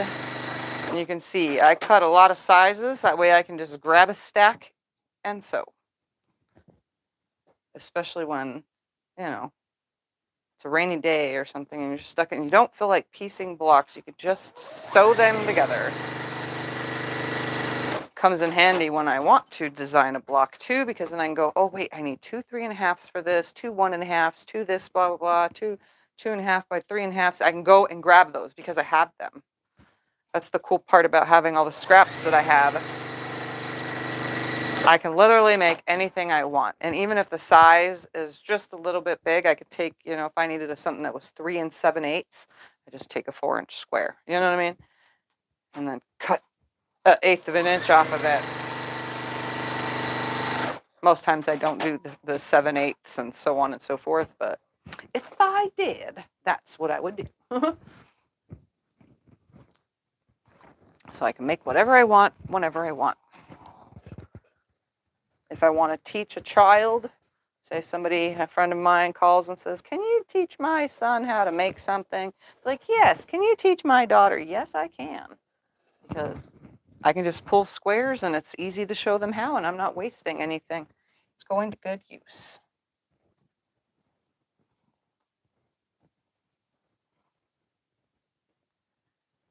All right, this row gets pressed to the left.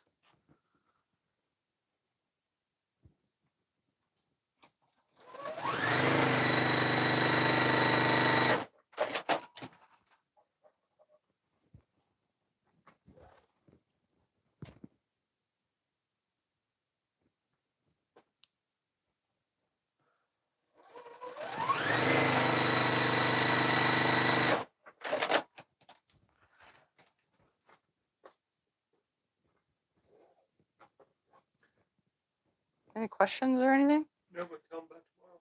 What's tomorrow?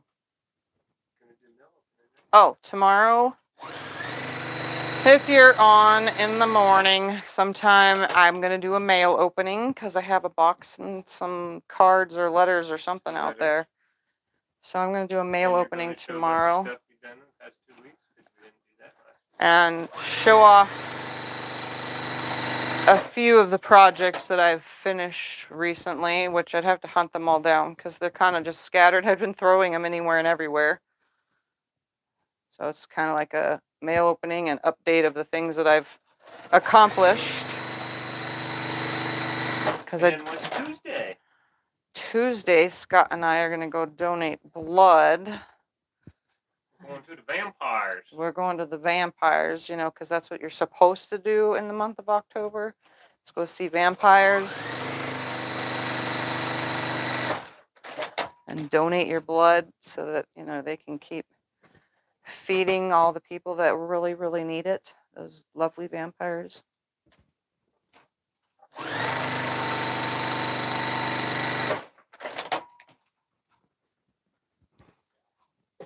So it'll be a nice, busy week. And if you're local, there is a blood drive this week for the vampire people. Yep. You'll have to check if you're local in my area, as in Havasu. What is it? It's At in the the aquatic center. it's at the aquatic center this week.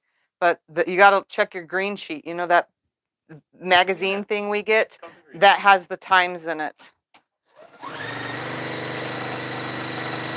For those that are donators as well.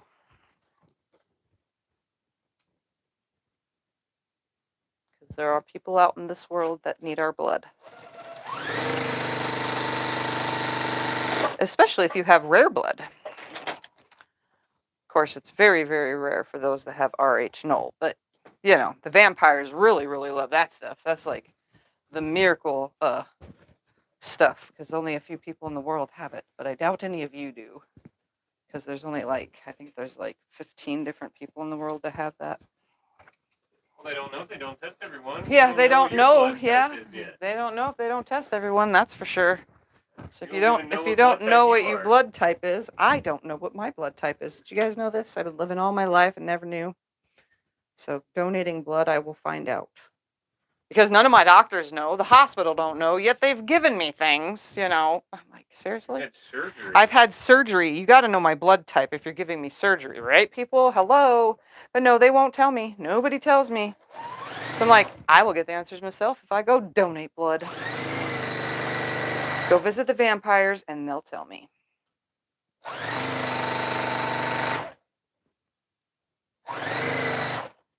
And I get to help save a life at the same time.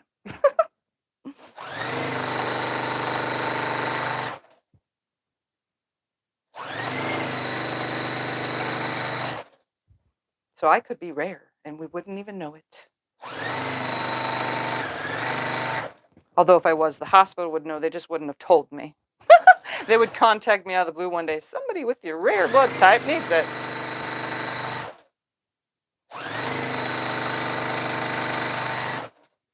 Only reason why I know about that is because I watched a documentary about the people with the RH null blood of gold.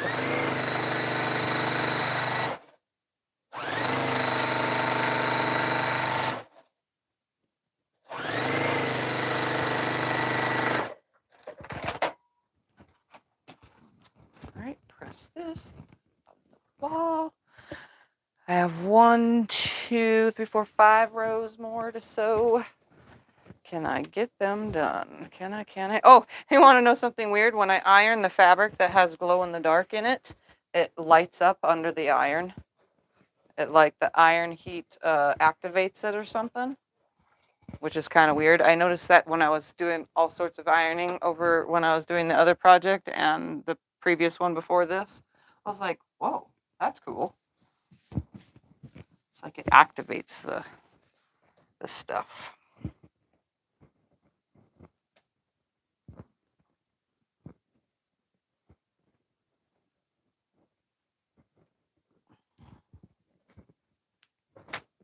All right, we're going to go back to the right.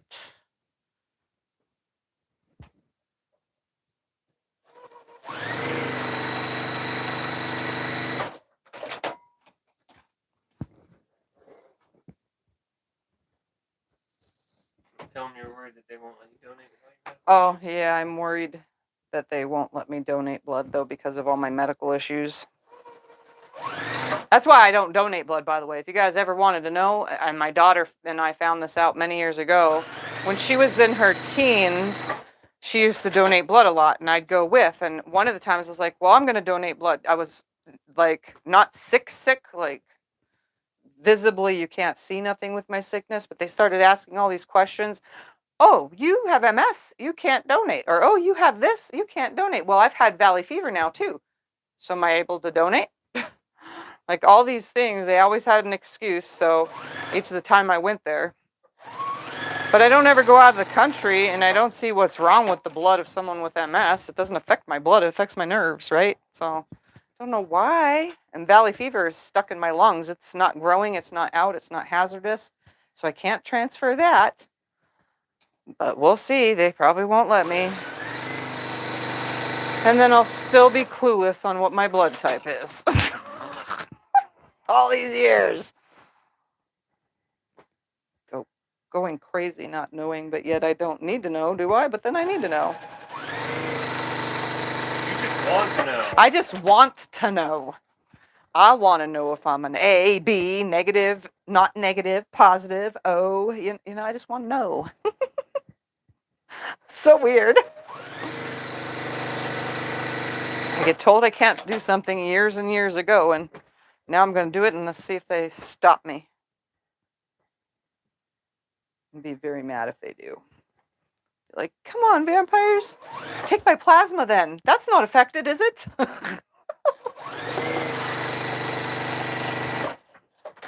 Is it? Plasma not affected, is it, Scott?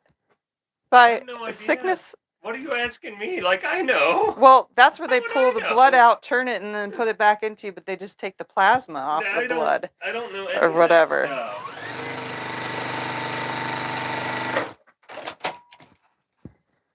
Because that helps people with like leukemias and things like that, or like blood disorders in the bones. I don't know. You'll know by next week, because I'll tell you if I was able to donate or not. I have no idea. Oops.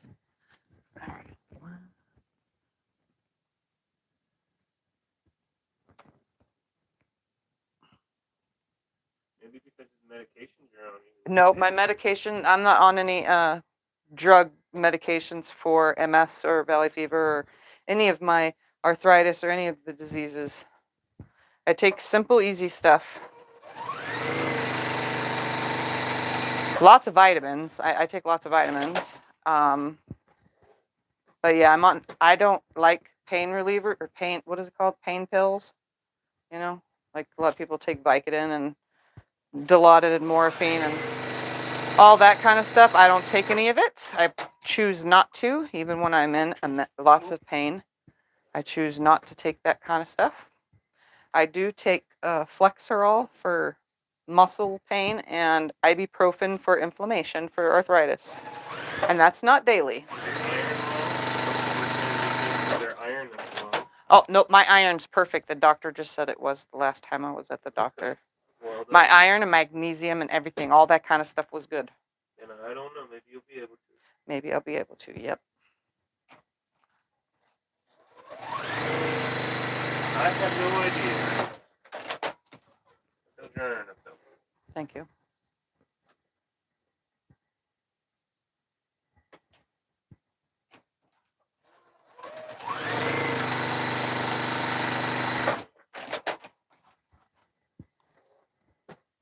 I'm wondering if we can turn off this pop-up little commercial thing that comes over the chat thing on cell phones. I don't know. The fans are constantly asking that. I don't know anything about it. You know what, guys? I'm going to go on my YouTube thing and see if I can change that because it's coming on mine. And then when I like to look down every now and then because I can see the comments from far away. You know, if I catch something that Scott hasn't said out loud that catches my eye.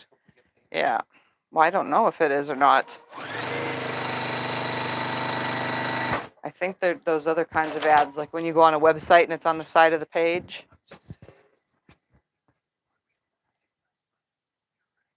But I'll look into it.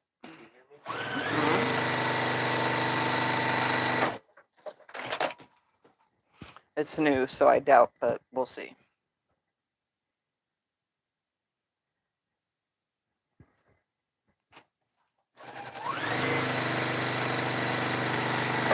Supposedly they're on all the lives, so at least all the They're on, lives yeah, every live that I've ever clicked on in the last, 30 days, it all has them too. But I don't really watch very many people live, but the ones that have clicks on.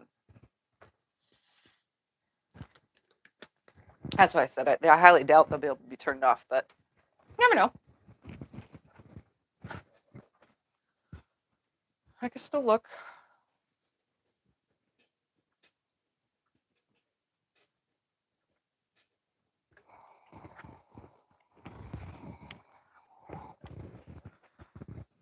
Just pressing my seams real quick. Even though I finger pressed, I still like to go over it with the iron. All right, after this, we'll have 3 rows left to sew together.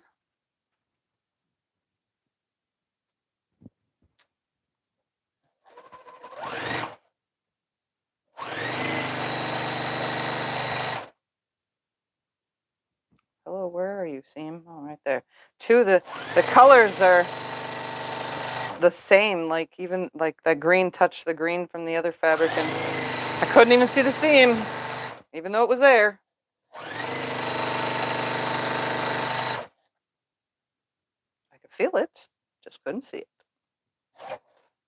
Hello, stop turning, you stupid table.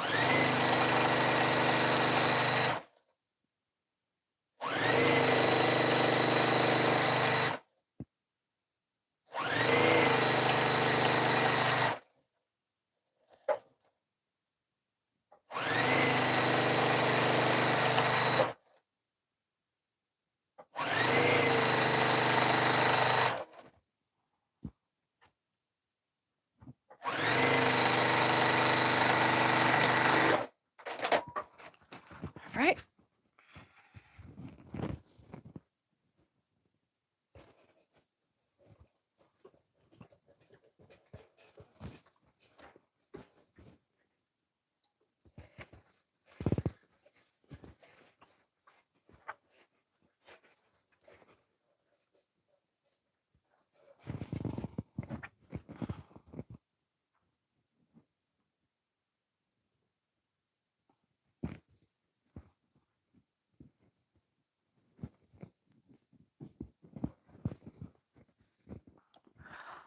All right, time to bend down.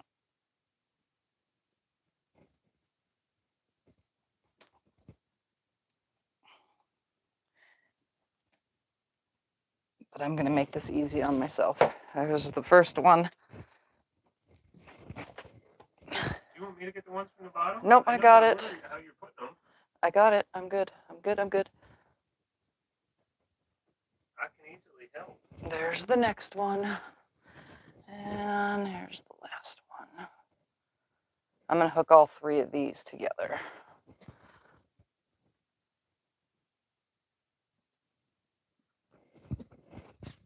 Okay. Whew. That one, and that one. So this will go to the right, the next one to the left, and the next one to the right. I'm also going to switch foots.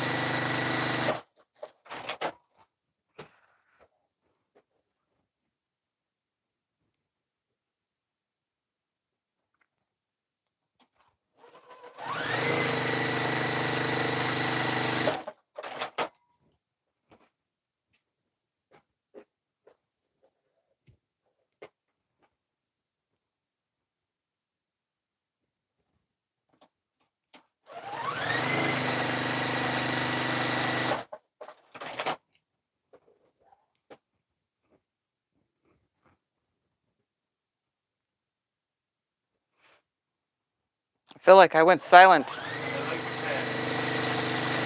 Thank you. Say what? I like your pattern. Oh, thank you. I like it too. It's easy. That's what I like about it. You know, I am an like advanced quilter.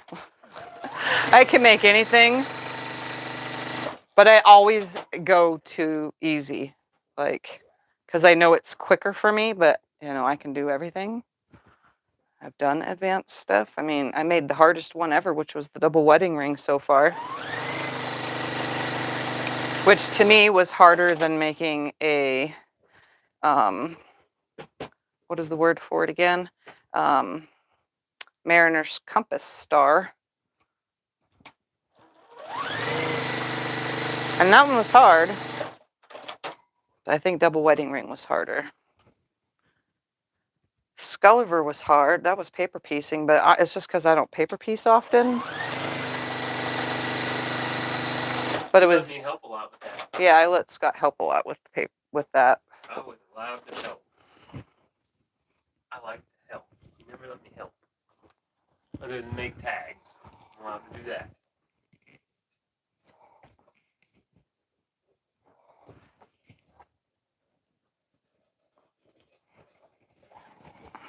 Okay, next.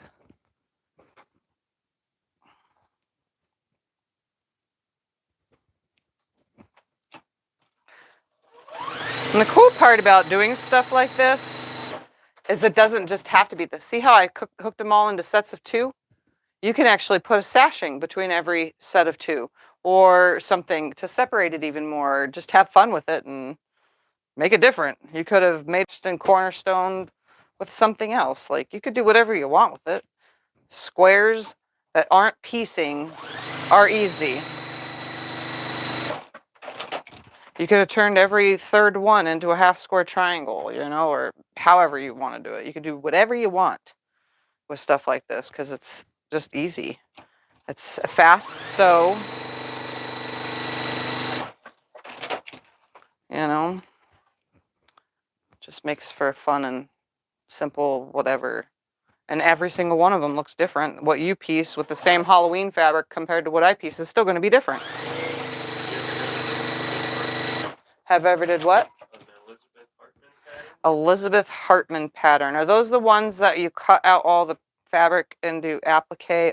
You put your picture on it and then you put it all the spaces where they go. I have not done one of those. I've seen people do those. I just have not. I have done lots of seam ripping today for the long armor. Do you mind the little threads or should I take them out? The little threads, what do they mean? You mean the threads that are coming out of between the seams? She said I've done lots of seam ripping. For a long armor, do you mind that I don't know? As a long armor, I don't really care if you have threads coming out the seams because I pull them or I clip them. If they're like the really, really tiny ones from you're still having cut stitches and not scratching them away, those I leave because, you know, you can scratch them away when the quilt is done or they can get sucked out in the washer or dryer. So, but when I long arm quilt for others, After seam ripping, she's talking about those. yeah, the little threads that are stuck in the seams, yes. Yeah, I don't really care if you have those in it or not. I pull most of them. Like I said, that's. Well, it depends on your long armor. Yeah, but it depends on your long armor. Some don't want to do it and they just stitch right over all that. And I use like a brush thing anyway for those that have a lot of threads on their quilts coming out of the seams. I'll use a special brush thing. It usually gets them when the quilt is tacked down on the frame, which is this thing right here, this brush. So when it's on the frame, I don't know how many other long armors, they might use that sticky roller thing, but I just use this and it pulls most of the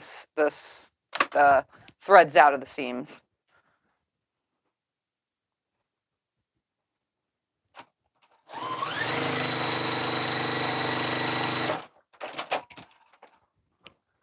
All right, let me press this real quick.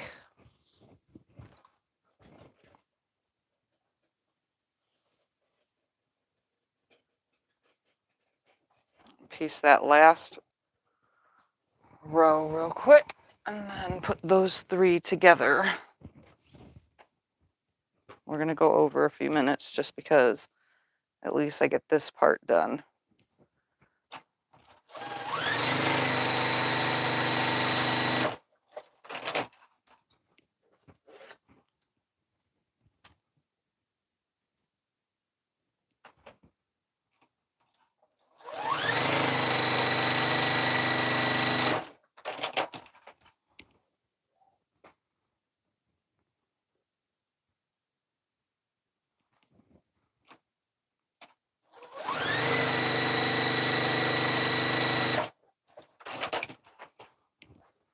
There's a, since someone asked, there's a seam ripper that looks like this.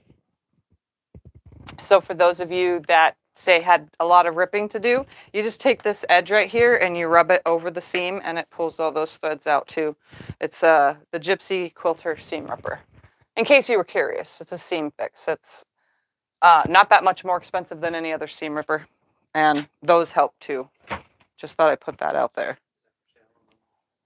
Yeah, that you could find that on Fat Quarter Shop or any of those. Huh?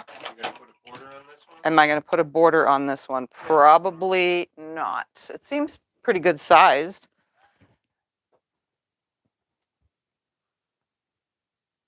Let's see, how big is it going to be? Let me open my calculator.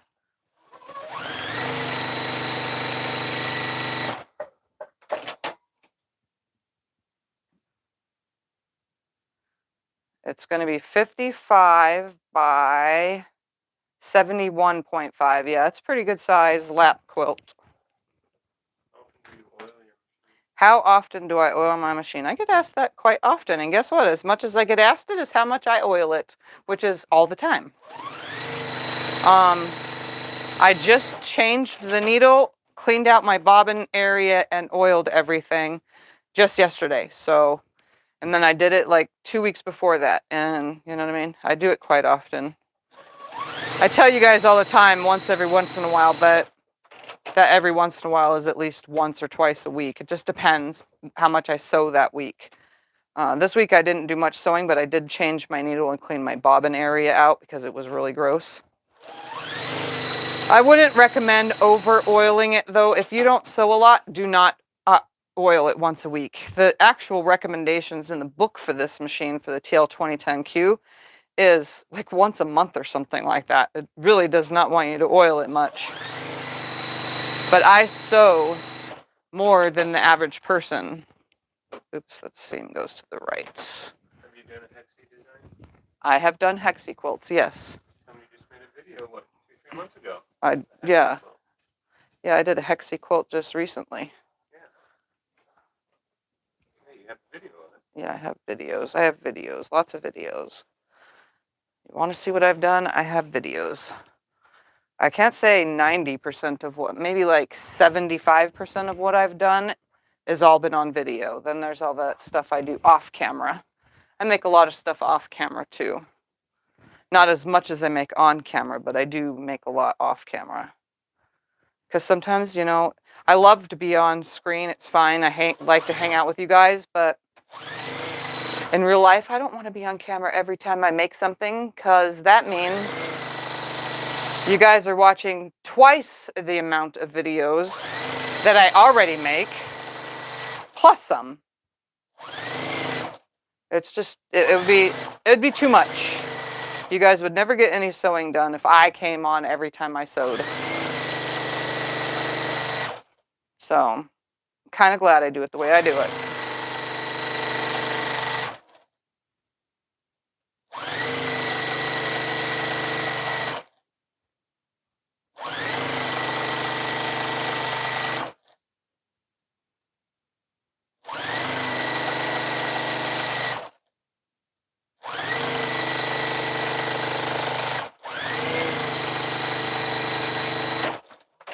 Okay, I'm gonna. Baby quilts. I make baby quilts all the time. Baby quilts are very common because they're small, easy, and quick to do in a video. We have a couple for sale even. And I have some for sale even. Baby quilts are common for me to make, so are lap, and so are queen size. Big quilts. Remember what the name of the Hexy one was? The name of the The Hexy Hexy one. video we just did. I don't know, It was Scott. the blue one you did it months ago. I don't remember. You know I don't remember that much. Okay. I forget when I do video. So I just type in Yeah, Hexy ju- under Tiffany Groff. Yeah, just type in Hexy under my channel. It's within the last couple months. The thumbnail probably will not have a picture of anything Hexy related because my thumbnails are kind of just pre-generated thumbnails that I made a bunch of them and I just use them for Sew Sundays and Breakfast at Tiffany's. They're like a whatever. I never change them out. And I don't go back and try to find the project I made in that video and try to create a thumbnail out of it. I'm kind of lazy when it comes to all that. The title says everything. If it says I made something specific, then why do I need a picture of that, you know? Plus, I like it a mystery, you know? If the picture is not in the picture, in the thumbnail of what I've done, you have to watch the video to see what I made. That helps me out.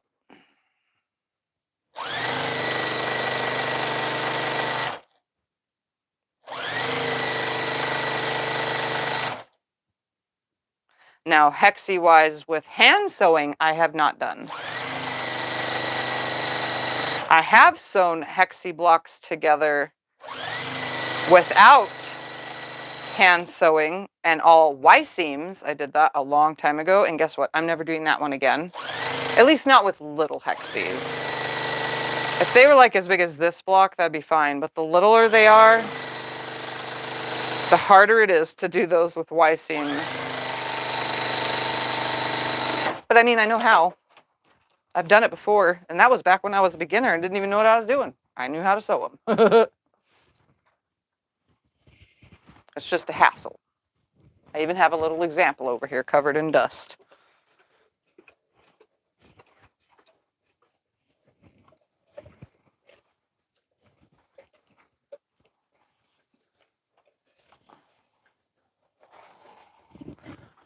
All right, I've hit my time. I don't want to go any more over because I like to relax the rest of Sundays. So I'm done at this point. I will finish this I literally just have to do 1, 2, 3, 4, 5 seams and this quilt will be completely done. I'm going to step back so that you can see it one more time, but I'm calling it right now. It's considered done for the video's sake, and I'll finish the rest off camera. But it's just a little lap quilt. I just have to sew the rows together. But that's what it's going to be. That's awesome. That's what it's going to look like. Again, it'll be 55 by, what was the other number? I don't remember now. I had the calculator open.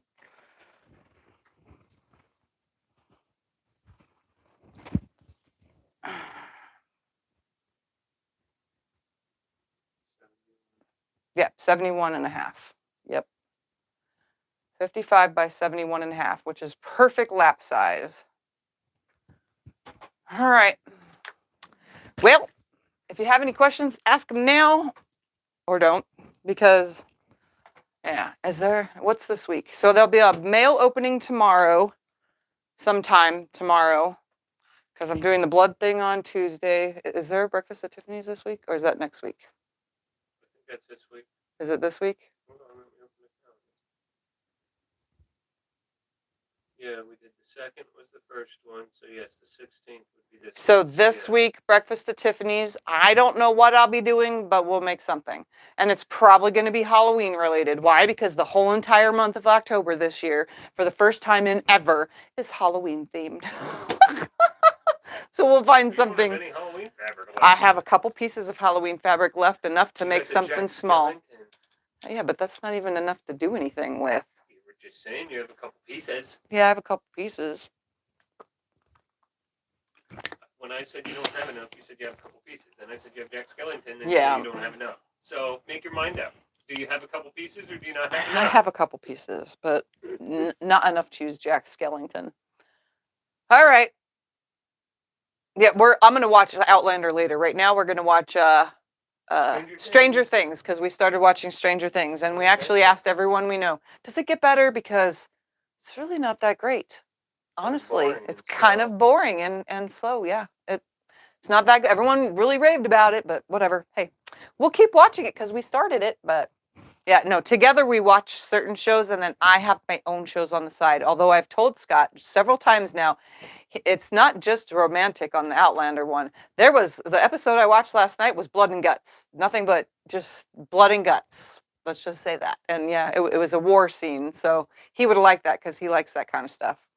But anyway, all right, guys. I don't see anything. All right, talk to you guys later. See you tomorrow morning or wherever, whenever, however. Goodbye. Toodles.